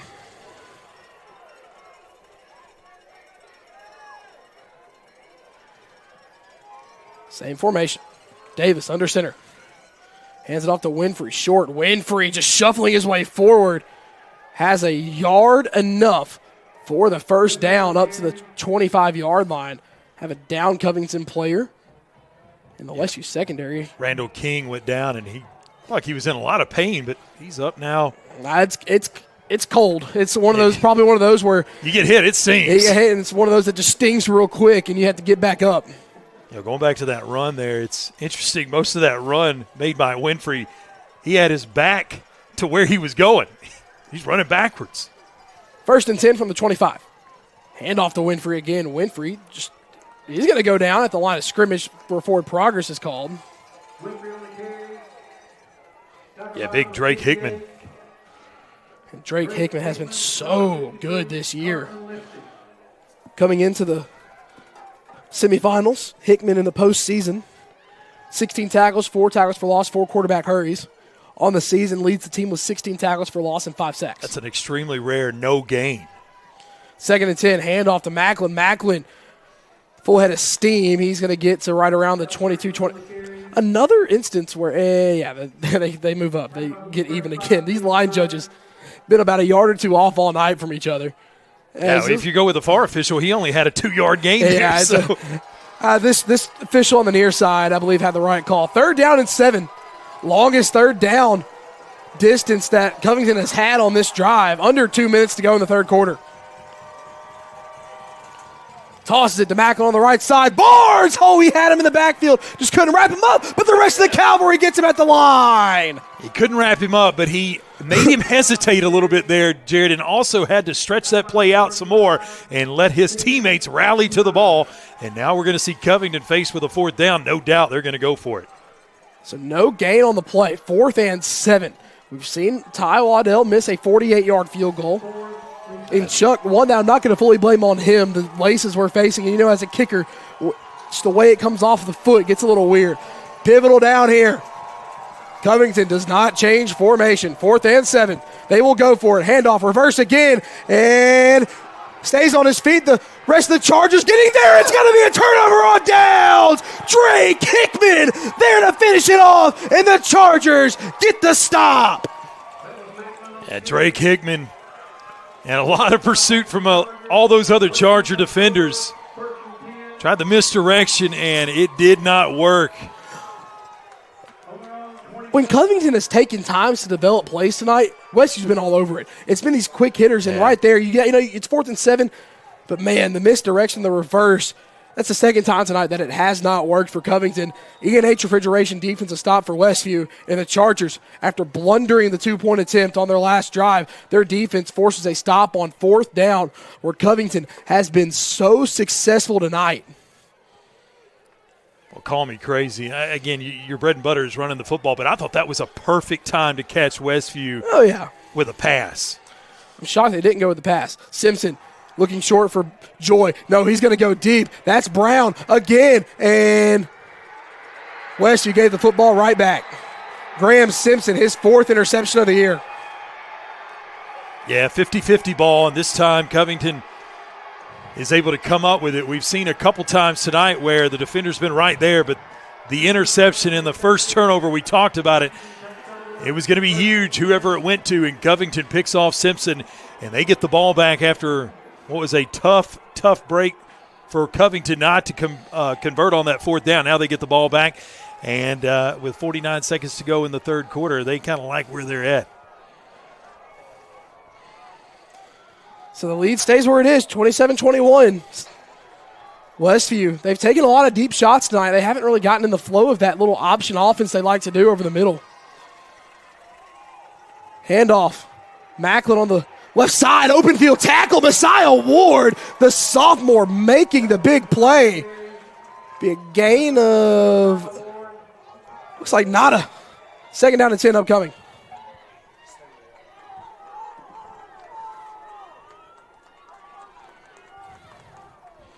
Yeah, Westview's defense, who's been on the field a lot in this one, I feel like it's, for one of the few times this year, it's really up to this Westview defense to be the difference maker. It's been the offense that gets all the publicity, and rightfully so. They score a lot of points typically through the Westview Chargers, but tonight the defense has had to shine. Don't think Covington will run another play this quarter. And it doesn't look like they will.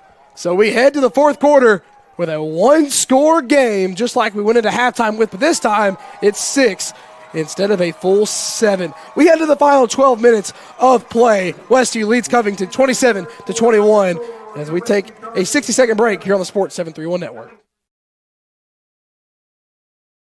Supporting Westview High School athletics, the Color Shop family of companies is here for you. Since 1977, Color Shop has provided the top-of-line flooring and paint to the community. Color Shop Construction specializes in new and remodels in commercial and residential spaces. And when life throws you a curveball, like a leak or natural disaster, Color Shop Restoration is ready with expert staff and the right tools to get you back on track fast. The Color Shop family is proud to serve Martin and the surrounding areas for over 40 years. Go Chargers!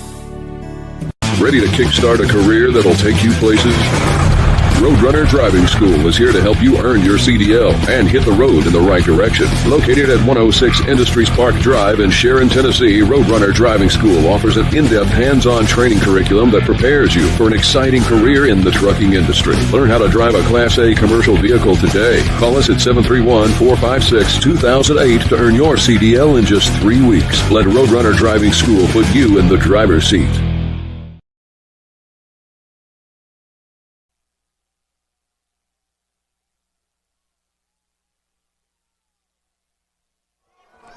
Back here in the Winstead Real Estate and Land Company broadcast booth, Covington has it second down and 10 on their own 32.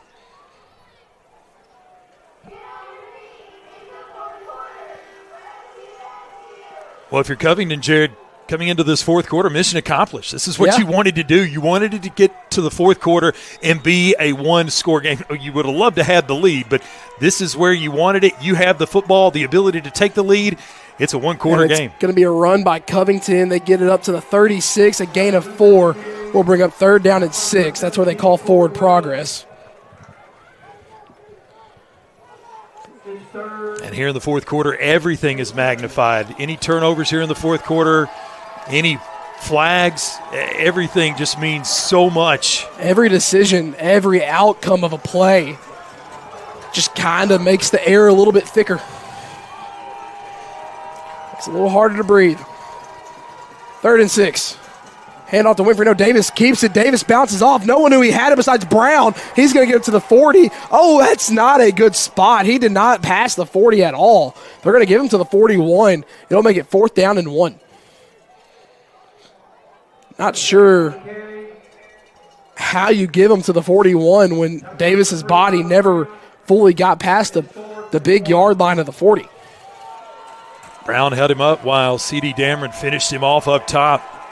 4th and 1. Another big 4th down. Have to imagine it'll be Winfrey underneath. And it will be a big push. No, it's Davis again. Davis has enough for it, but it was a big push by the left side of that offensive line. Would have had it no matter where you went with it. They get it to the 45. A fresh set of downs now for Covington. They are still in their own territory. Real quick, we're going to pause for a station ID. WTJF AM Jackson, WTJF FM Dyer, W231 BU East Union, Sports Radio 94 FM, 1390 AM. 1st and 10, Davis still under center. Hands it off to Winfrey, good push by the left side. Winfrey just puts the hand down, stays on his feet, still on his feet. He's past midfield, and Westview just getting out physical here, as it's going to be 2nd down and short. Yeah, not to belabor the point, but said it earlier, I'll say it again. This defense has seen a lot of snaps, a lot of long drives. Westview's offense, when they have scored, they've scored pretty quickly, so they played a lot of snaps. They've been on the field a lot. 2nd down and 2. Davis under center, hands off to Macklin. Macklin has a burst of speed. Macklin in the open, being chased down by Miles Brown. And, man, this Covington team, when they start to lean on you, it can get bad in a hurry. They spot him at the 30-yard line. They move the sticks. 1st down and 10 in Westview territory. Westview, they've been in a couple close games this year. Covington, they haven't really been in one. Besides Dyersburg, where they pulled away, Davis pulled and keep it, tripped up. He's going to fall to about the 24. Be a gain of 6. Yeah, Davis, such a gamer. Guy that orchestrates this offense. And this is a senior that in the past 2 years he knows what has happened here on this field. And he's one of those players you can just tell the way he plays. He pours everything out. When he's done, he's giving you 100% of what he has. Hand off to Winfrey again. No, Davis is He's calling his own number here, and I don't blame him. He's getting 5 to 6 yards of pop out there, and Walker Davis has gotten this team into the red zone. He got hit hard there by Asa Barnes, but Davis popped right back up. The Energizer Bunny. Another Covington player down. We're going to have an official timeout. R&R, a little boutique timeout, but I believe Covington player will stay in the game. If the officials deemed it a timeout, he has to come out. Yeah, he's going to have to come off for a play. And he's probably best that Covington does take him off for a play. Yeah, he's a little wobbly. Favoring. Yeah, no, he's not just favoring. He's a little wobbly as well. Hope all is all right with that young man. And he's struggling to stand up on the sideline. 1st and 10. Handoff. Macklin. Winfrey. Yeah, it was Macklin. Macklin got forward. Up to the 14-yard line. Gain of 4. 2nd down and 6 upcoming. Chuck a touchdown here and an extra point. Covington takes the lead. He's been in a spot where they've trailed in the 4th this year. It's only happened one time. Handoff to Winfrey on the left side. Winfrey's inside the 10. Yeah, Winfrey now getting back into the action. We've said his name a lot. We've said Macklin's name a lot. A little bit of a two-headed monster in the backfield. And that's leaving Davis out, and he's been a factor in the run game as well. This Covington team, a little bit of a different look. They're going to measure this one. I thought he had it.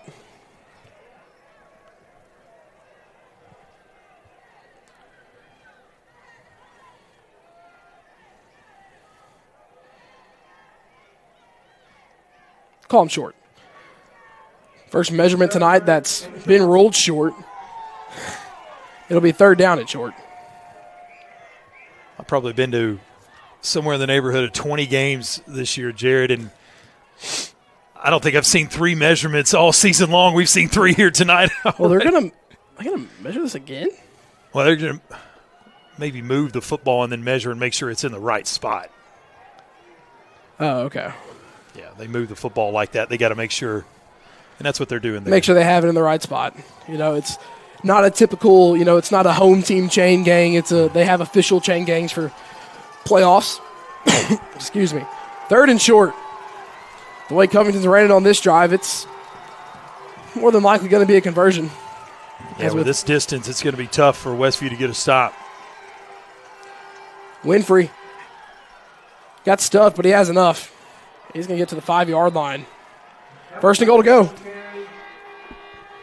And we're under 7:45 to play here in the 4th quarter. Yeah, that clock is quickly melting away. Yeah, and this drive started before the 3rd quarter, just before the 3rd quarter came to an end. The good news for Westview, though, you can give them the ball with 2 minutes to go, Jared. That's an eternity. So that offense can move quickly and score quickly. Handoff, Macklin, he's in. Sean Macklin powers Covington in. Currently tied at 27, an extra point away from a 1-point lead.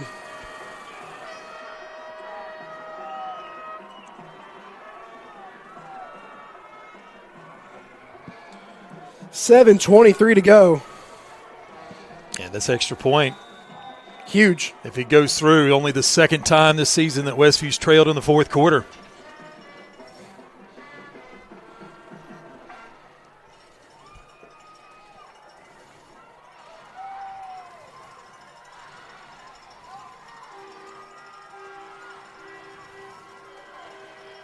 Snap, the hold, the kick, it's blocked! It's going to stay tied at 27! Oh, my word! It's a flag on the field, though. Flag on the field, and they're going to get Westview for jumping off sides. Extra point block. There's a marker on the field. Yeah, Westview got back there in a hurry. They may have had a head Are they start. going to get either a head start or lining up over the center? Oh, it's going to be holding. It's going to be holding on Covington. It stands. Wow. Macklin scores, but the extra point was blocked. And insult to injury. I mean, if you're going to at least hold, don't get the kick blocked. But there, Covington held, and they weren't able to keep Waddell from having his field goal blocks or extra point block there. So we're tied up with 7:23. Couldn't write a script like this. No, you couldn't.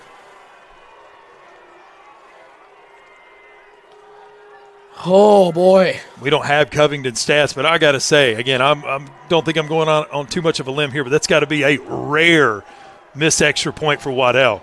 Obviously not his fault. That pressure came right up the middle.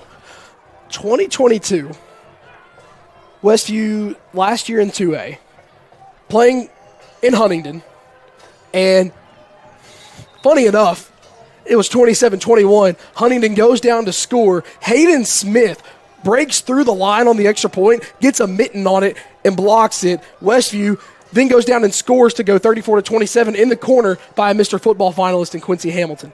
Chuck, these two games are just kind of almost a mirror image, and there was no live stream of that game, but if you're all fans, that's the Craig Rogers year. The year after state. That's the game that ultimately won them the region that year.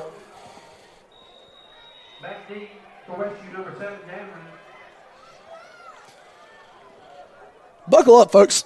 Oh, boy, we are in for what could be a bumpy ride. Westview, they have 10 guys up. Now make it 9.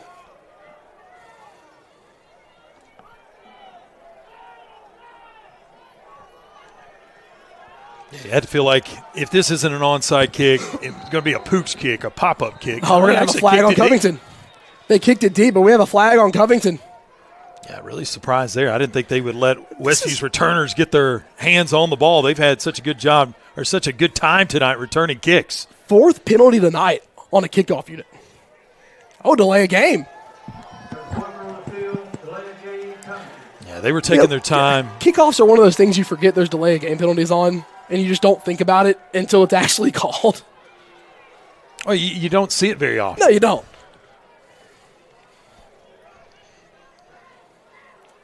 Oh, we got a game in the Dog and Pony Show with 2:04 left. Huntington leads Milan 35-34 with 2 minutes and 4 seconds left. Wow.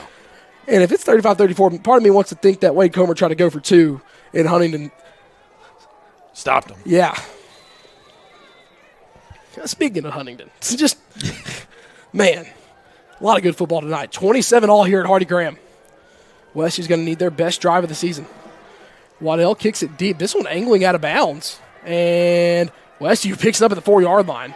It's going to be Dameron, the ever-so-dangerous return man on a bum ankle. Dameron up the middle. Dameron has a blocker in front. C.D. Dameron down the sideline, back at the middle. Dameron, he picks it up at the 4. No flags on the field. 96 yards. C.D. Dameron, 5th return touchdown of the year. Chargers in front. Dameron took a minute to get to the ball, and you thought maybe that may have messed the timing up. Stretched it here. He caught it on the far side, came near side here on the home stand side. And once he turned the corner, you saw the blocking setup. There was nobody that was going to catch him once he got past that initial wave. And boy, oh boy, do things feel different in here now. That's the 15th non-offensive touchdown by the Chargers this year. Extra point looms large. The kick is up, it's struck well, and it's right down Broadway. 34-27, 7:07 left. Oh boy, and with that, we're going to take a second to catch our breaths with a 30-second break.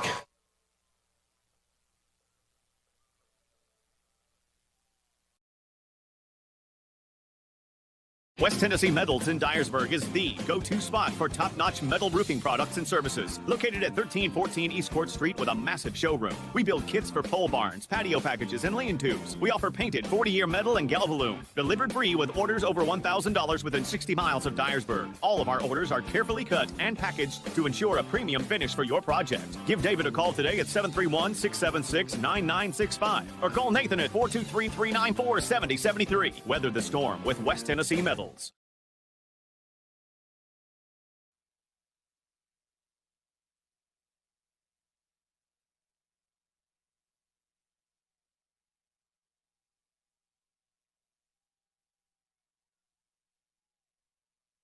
But it's a sorry, my bad. We are back. My bad. I just can't cut us back in the mid-conversation. But Covington had a player down. We were just kind of talking off air.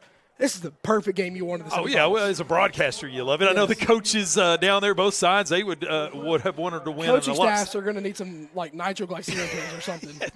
But, I mean, this is a lot of fun. I mean, this is why you come to the games on Friday nights. You want to watch teams compete like this, and these kids are really playing it at a very high level. And, unfortunately, somebody's going to have to lose here tonight. But both teams have played an exceptional game, and it's just back and forth. And it's just one of those games where you know it's going to be an instant classic when it's over.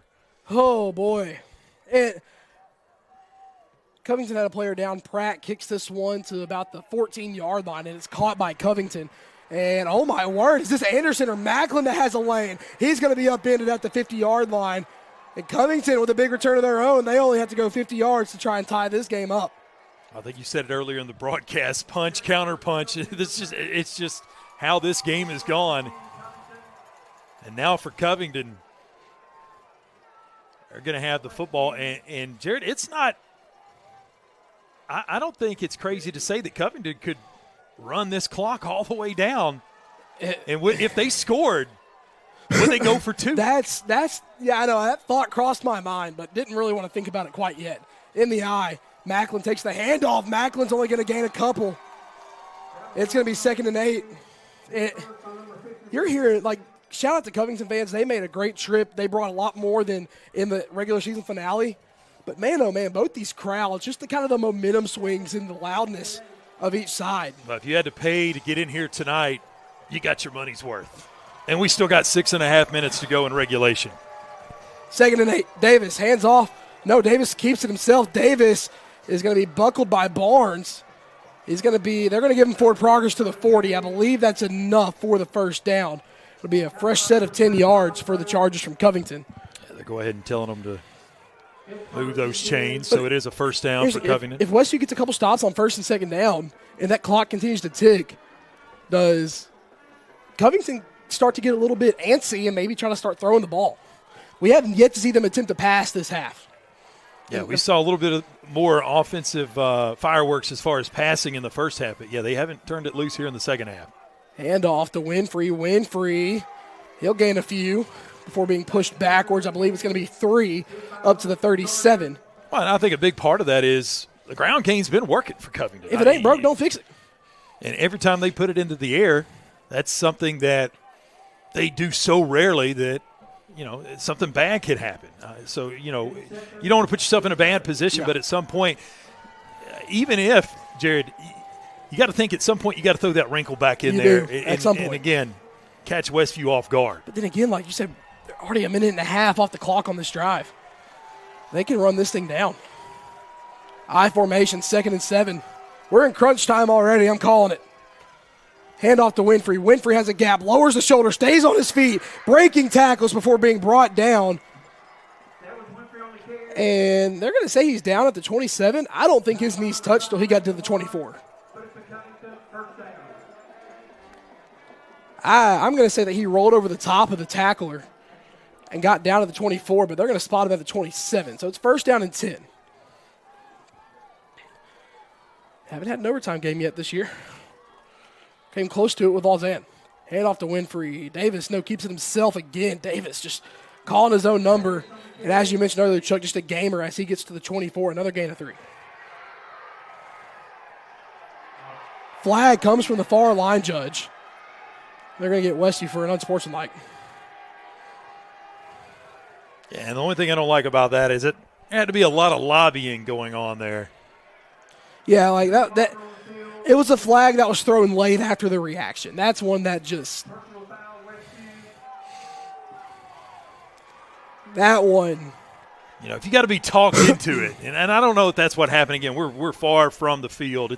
And that's also down on the other end of the stadium. So, but if you got to be talked into it, I don't know if the flag needs to come out. But sure, yeah, it's one of those things. Like I said, we're all the way up here. It was the far line judge that threw it.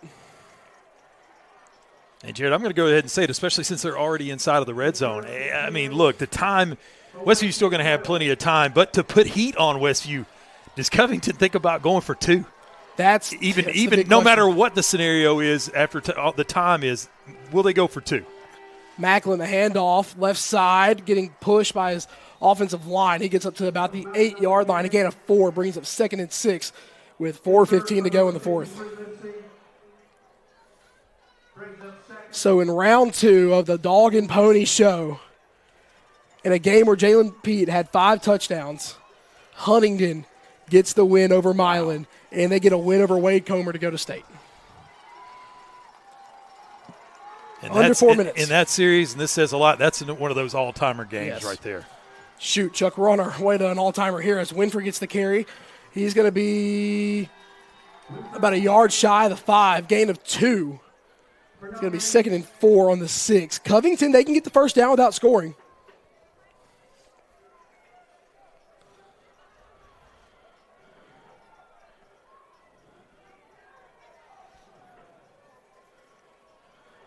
Yeah, you can tell Covington here not in any type of a hurry.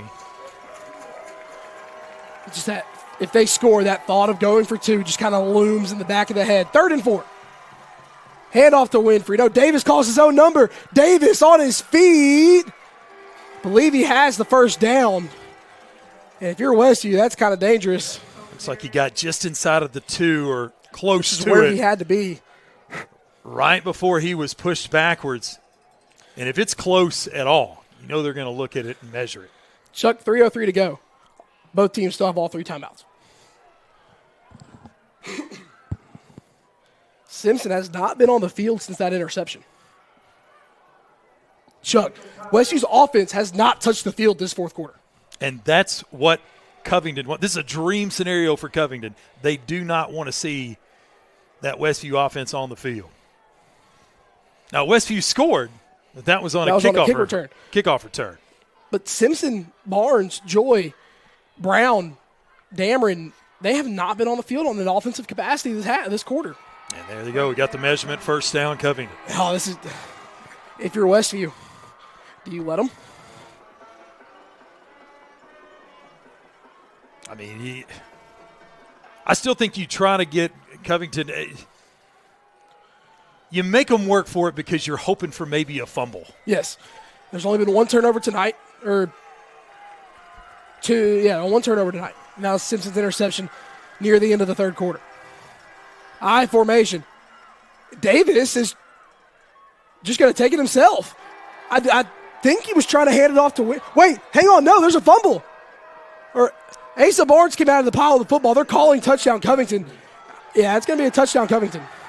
Oh, flashbacks to when I was in school when the Phantom Whistle game at Covington where they had a 99-yard fumble return for a touchdown to crush Westview's dreams that year. Waddell's in the backfield, so lining up for the extra point.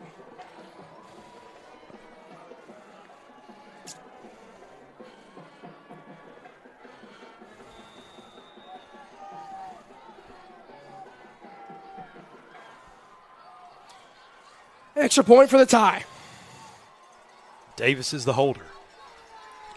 Davis is the holder.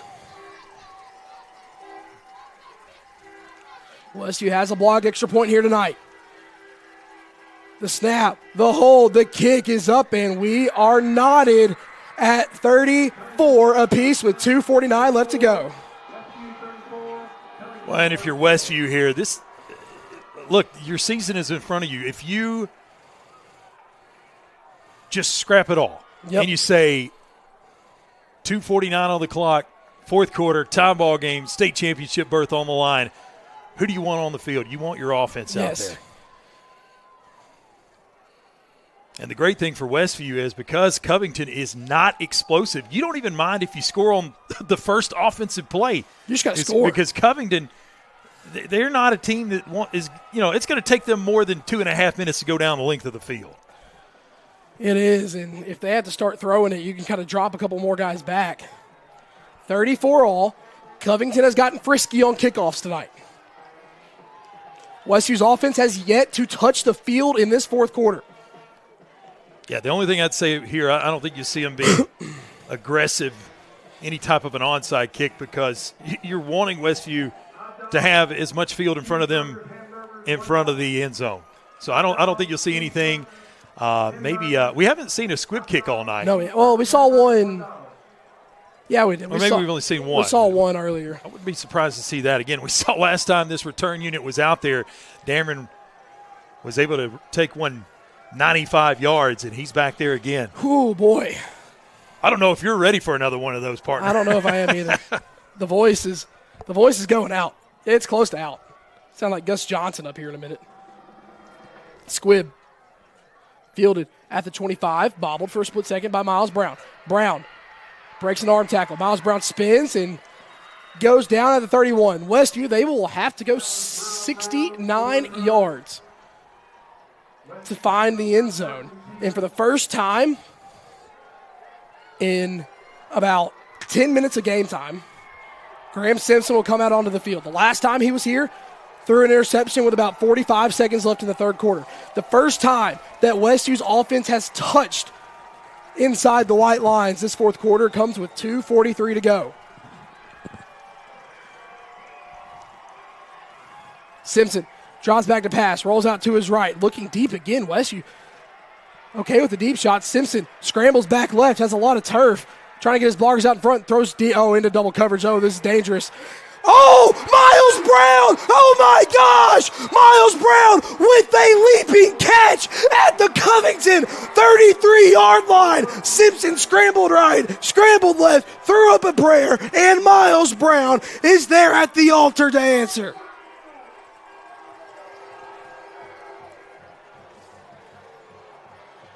First and 10. Simpson draws back to pass. Simpson is going to run it himself. Oh, he got hit. Flag comes flying. Simpson baited Covington into the hit. Yeah, definitely unnecessary there. Oh, hey, he was in bounds 100%. Simpson baited him into the hit. Simpson got his bell rung. Yeah, he's up. He's okay. Going back to that Brown catch, though, the game within the game, of course, fans don't get to see this. We're positioned right by the Covington coach's box. Those faces told you all you needed to know. What can you do? I mean, right there. They're going targeting. He's out. And, I know this particular quarterback in the NFL gets a lot of hate for doing that kind of stuff, and it's Patrick Mahomes. Oh, yeah. But at the high school level, as a sophomore, to have that wherewithal to kind of just stop literally 2 inches from the out-of-bounds mark, draw that hit, being willing to take that hit. So Westview has the ball on the Covington 18. It's almost like his dad is a coach and his brother is a quarterback for an SEC team. Yeah, just he's learned from some pretty good family members. Handoff to Barnes. Barnes dives forward to the 15-yard line for a gain of 3. On college uprights, you don't want to let it come down to a field goal. No, all due respect to Mr. Pratt, who I believe is 2 for 2 on the season on field goals, but you really don't want to put that young man in that scenario, and he may come through for you, but you'd like to see somebody get into the end zone. And Pratt, one of those field goals was at the end of the first half to give Westview a 3-point lead over Lausanne. 95 seconds to go here in the fourth quarter of this 3A semifinal. Simpson trying to orchestrate a game-winning drive. Oh, he has Dameron on the out route. Dameron has one man to beat. Dameron stutter steps. He's inside the 10, dives for the first down. That's going to be awfully close. I think they're going to say we have a timeout on the field. I'm not sure if he got the first down by where they're spotting it. Yeah, they're going to say he's down on the 9. And I thought he got there. And R&R on the Lindell Boutique timeout. It's going to be 3rd and short. I really thought Dammer got there.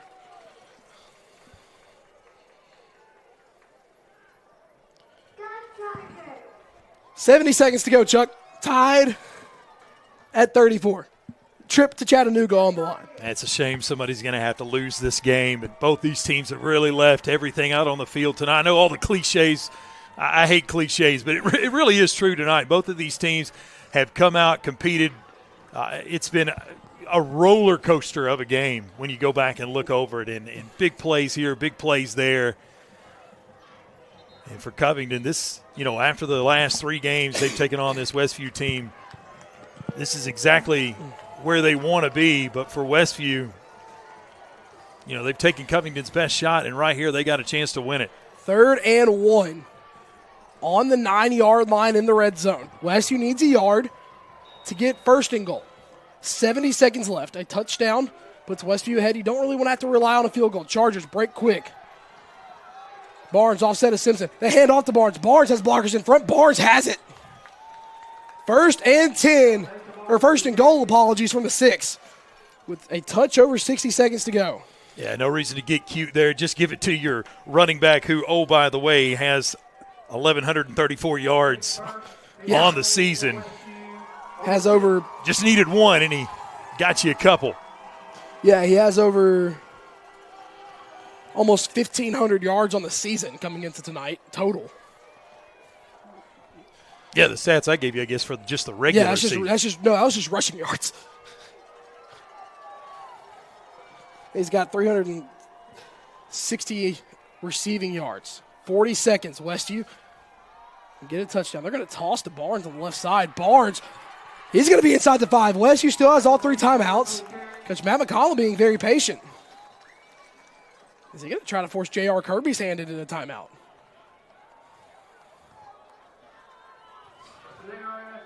An R&R Lindell Boutique timeout.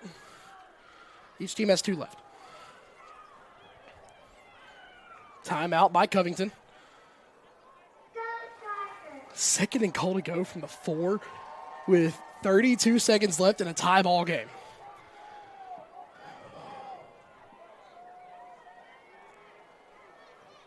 You don't want to go to I don't think either team wants to go to overtime. No, nobody wants to go to overtime. overtime. Now, if you're Covington, I mean, the overtime would be a dream scenario because right now it looks like you're on the doorstep of giving up the lead.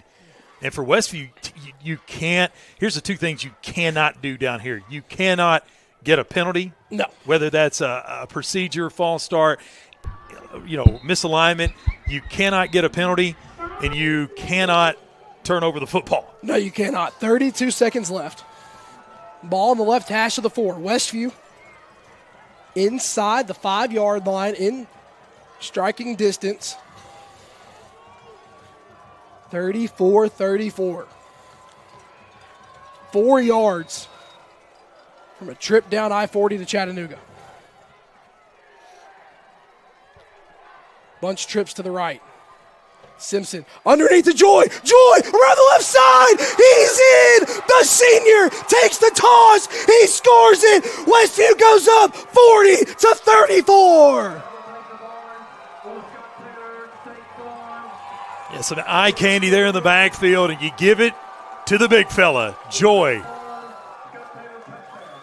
Hadn't said his name a whole lot here in the second half. Haven't been able to talk about him much here in the fourth quarter because Westview's only had 1 possession here offensively, but the Chargers do what they needed to do. They got into the end zone. 29 seconds to go. And now they just got to keep Covington off the board. Snap to hold the kick off the upright. Score stays at a 6-point differential, 40-34. Keep the press. Extra point, no good. Your score, Westview 40. Covington 30. Yeah, off the upright, and you hope that one doesn't come back to bite you. But with 29 seconds to go, you're going to see Covington come out after receiving this kickoff, and they are going to be throwing the ball, which is something you don't see a ton from them. That's not their bread and butter, but they've got some athletes. You just don't want to let anybody get behind you.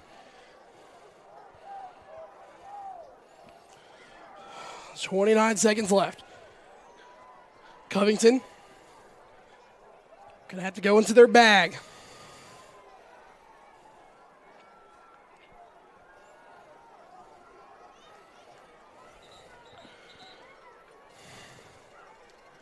Man, oh man, what? Oh, and for Westview, you got to make sure you don't have any. For Westview, you got to make sure you don't commit any dumb penalties. Yeah, well, you can't have any after the whistle penalties. No. You don't want any penalties, but you can't have anything where you're giving extra yardage. 29 seconds left. You have to imagine this kick is going to go as far as Kinser's leg can take it. Kinser has 7 touchbacks on the year. Would be a prime time for his 8th. Yeah, take the kickoff out of the equation. You get a touchback here. Because Macklin and Anderson, they've been back there. They've returned a couple that have almost broken for chunk plays. Pratt underneath. He's going to get it inside the 10 to about the 6-yard line. It's going to be a little reverse. No, they fake it. Westview stays in their lanes. Up the middle, they force him to the sideline. Joy forces Anderson out of bounds. So Covington will start this drive on their own 32. That took 8 seconds of game time off the clock. They will have to go 68 yards. Right after the game, we'll have our Country Town and Dry Cleaning post-game coaches interview.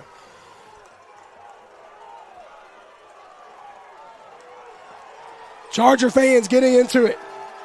We see what Covington does here with 21 seconds left, having to go 68 yards. Westview, remember, they missed the extra point. That's what you live for, folks. 2 timeouts for Covington. 2 timeouts for both teams, I believe. Still in the I formation. Davis, he's going to pass it. Westview, they drop 4. He's going to go deep. He's going to go. He just tripped and fell. Brown missed the game-sealing interception. The intended target tripped and fell. Turf Monster got him. 8 seconds come off the clock with 13 remaining.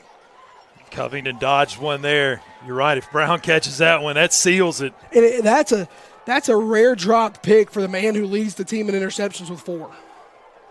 You know he's got great hands. He's a really good receiver.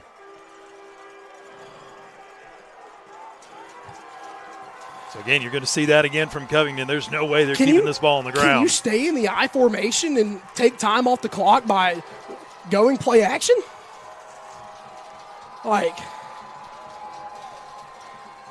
Westview, they have 4 standing at midfield. They're going to go quick underneath. This one caught. They do the old hook and ladder. Westview read it perfectly. 7 seconds. Covington's going to have a shot. Walker Davis has a little bit of an arm. Yeah, they're going to have an opportunity here to heave one down into the end zone.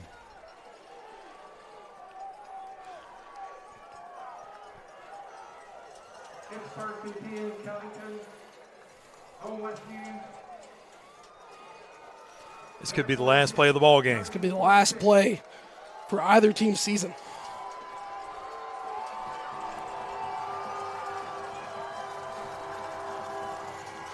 Here we go. Davis, he's going to go quick again. And, Brown trying to keep him in bounds. A quick 5-second play. They get out of bounds, trying to make this Hail Mary attempt shorter. Yeah, they got it, I think, into Westview territory. What is that, around the 48? And Covington, come on. Covington most likely going to call a timeout here. They add 1 second back. An R&R on Lindell Boutique timeout. 3 seconds left. Westview, they have been in a spot where they had to stop a Hail Mary before against Lausanne. They've been in this situation before. Man, shout out to everyone watching on Facebook, YouTube. We're even on the NFHS network. We're on radio, Sports Radio 94 FM, 94.3, 94.1. For all of you tuning in after watching Huntington Milan, watching Gatlinburg, Pittman, Tyner, wherever you came from, go back and watch this one if you are just tuning in. My name is Jerry Davidson. I'm joined alongside me, Chuck Hammer, tonight. our entire production team making this broadcast happen, all of our sponsors. Semifinal action, 3 seconds here in the fourth quarter. Huntington has the ball on the Westview 48-yard line, down by 6. Kinzer Pratt missed the extra point on the Westview's last touchdown. You wonder if Westview might call a timeout here once they see the formation. The Chargers bring in Joy, Brown, Dameron, Barnes, and Messiah Ward to stand near the end zone. Davis in the shotgun. Davis will pass. It will be a Hail Mary. Davis, he's wrapped up in the backfield, steps up. He's hit as he throws. This one towards the end zone. It's picked off! Westview's going to Chattanooga! The Chargers are going back to the state title game! See ya! The Chargers taking the trip out east. Covington season comes to an end. The Chargers win 40-34. And who else but the senior to seal it? The interception. Talked about it this week. Had the ankle injury, played through it, played tough. Kickoff return in the fourth quarter. That was a huge play. They were all huge plays tonight. And then right there in the biggest moment of the game, he picks off the pass near the goal line, does Dameron, and Westview has done it. And we're going to take a break. When we come back, we'll have the postgame coaches interview here on the Sports 731 Network. Need reliable auto body repair? Turn to Precision Auto Body, your trusted family-owned shop with locations in Martin, Milan, and Dyersburg. Whether it's a small fender bender or a major collision repair, their expert team has you covered with quality work and fast service. Precision Auto Body takes pride in serving the community and they're proud supporters of Westview Chargers athletics. So when your vehicle needs attention, trust the name that puts precision in every repair. Precision Auto Body. Supporting Westview High School athletics, the Color Shop family of companies is here for you. Since 1977, Color Shop has provided the top-of-line flooring and paint to the community. Color Shop Construction specializes in new and remodels in commercial and residential spaces. And when life throws you a curveball, like a leak or natural disaster, Color Shop Restoration is ready with expert staff and the right tools to get you back on track fast. The Color Shop family is proud to serve Martin and the surrounding areas for over 40 years. Go Chargers!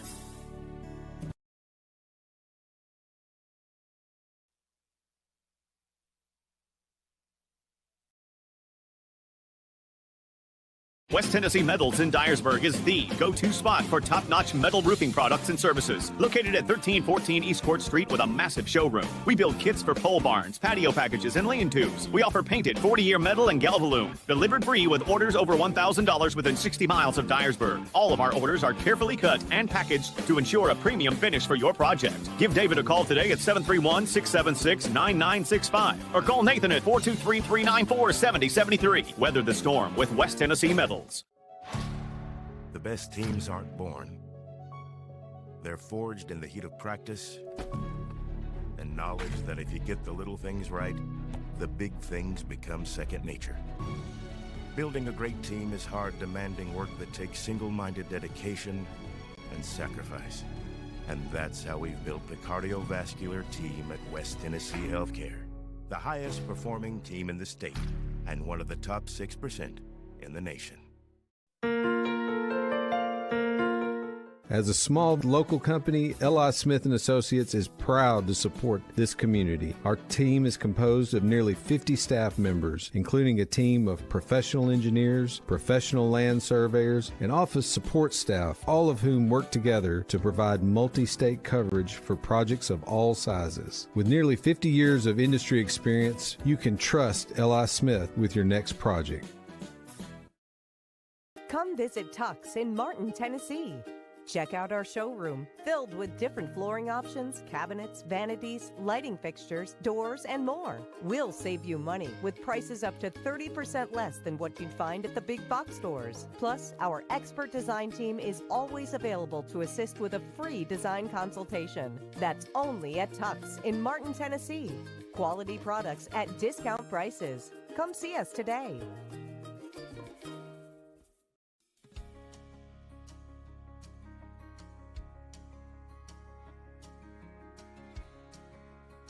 At Winstead Real Estate, we treat every customer like they're the only one. We take the time to find the perfect home or land just for you. Where real estate is done with care and a handshake still means something. Call us at 731-504-8969.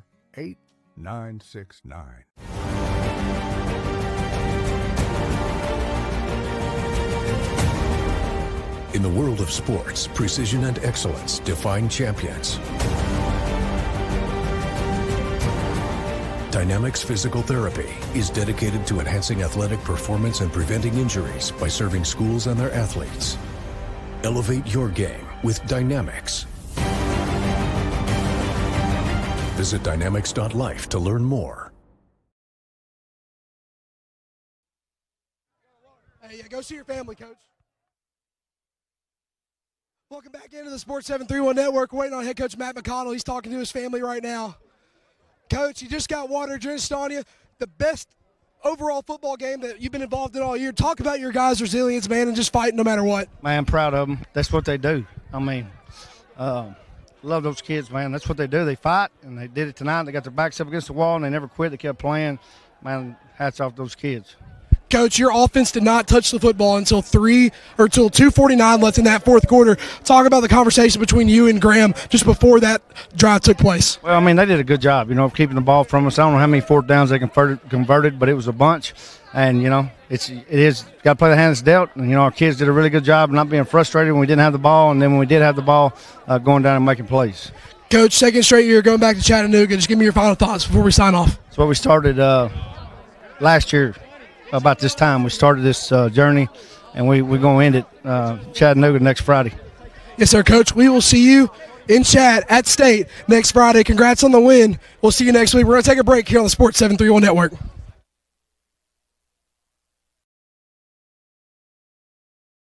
Celebrating 45 years in business, E&H Refrigeration is your trained comfort specialist. We are Northwest Tennessee's heating and cooling experts with locations in Martin and Paris. If you're in need of a new Trane HVAC system, we have you covered. Give E&H Refrigeration a call today in Martin at 731-587-9675 or in Paris at 731-407-9121. Let us bring you comfort you deserve with the quality you count on. E&H Refrigeration, your Trane dealer. Is your roof ready for anything Mother Nature throws at it? ARS Roofing has you covered. Serving West Tennessee with top quality roofing services, ARS Roofing handles everything from minor repairs to full roof transformations, roof cleaning, and roof preservation. Call ARS Roofing at 731-636-9700 or check out their work on Facebook. Trust ARS Roofing to keep your home safe, sound, clean, and preserved. No matter your roofing needs, ARS Roofing is here for you. 731-936-9700 or online at arsroofs.com.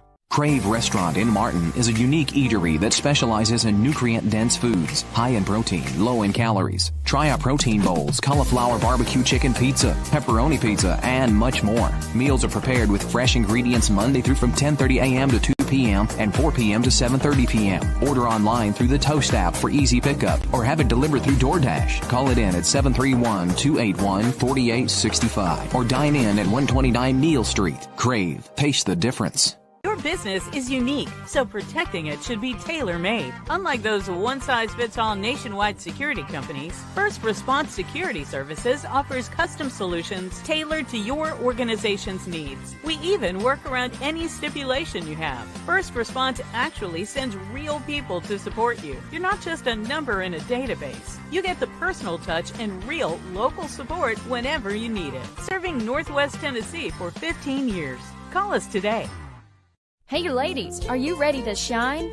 Discover a new look at R&R on Lindell Boutique. From trendy outfits to must-have accessories like our custom hat design station, we got everything you need to complement your style. Come shop with us at 228 South Lindell Street, right next to Woodfire Pizza Kitchen in Martin. We're open Monday through Thursday, 10 a.m. to 5 p.m., Friday, 10 to 6, and Saturday, 10 a.m. to 3 p.m. R&R on Lindell Boutique, where style meets fun. C.R. Wilson Lumber and Supply has just what you need for your next home upgrade or big project. From durable Trex composite decking to sleek Marvin windows to semi-custom cabinets that fit your style and budget. C.R. Wilson Lumber and Supply has Traeger grills for your weekend barbecues, Milwaukee tools for the job site, Valspar paint to refresh any space, plus culverts, lumber, hardware, and so much more. C.R. Wilson Lumber and Supply. Call 731-341-4408 or stop by 8487 Highway 22 in Dresden.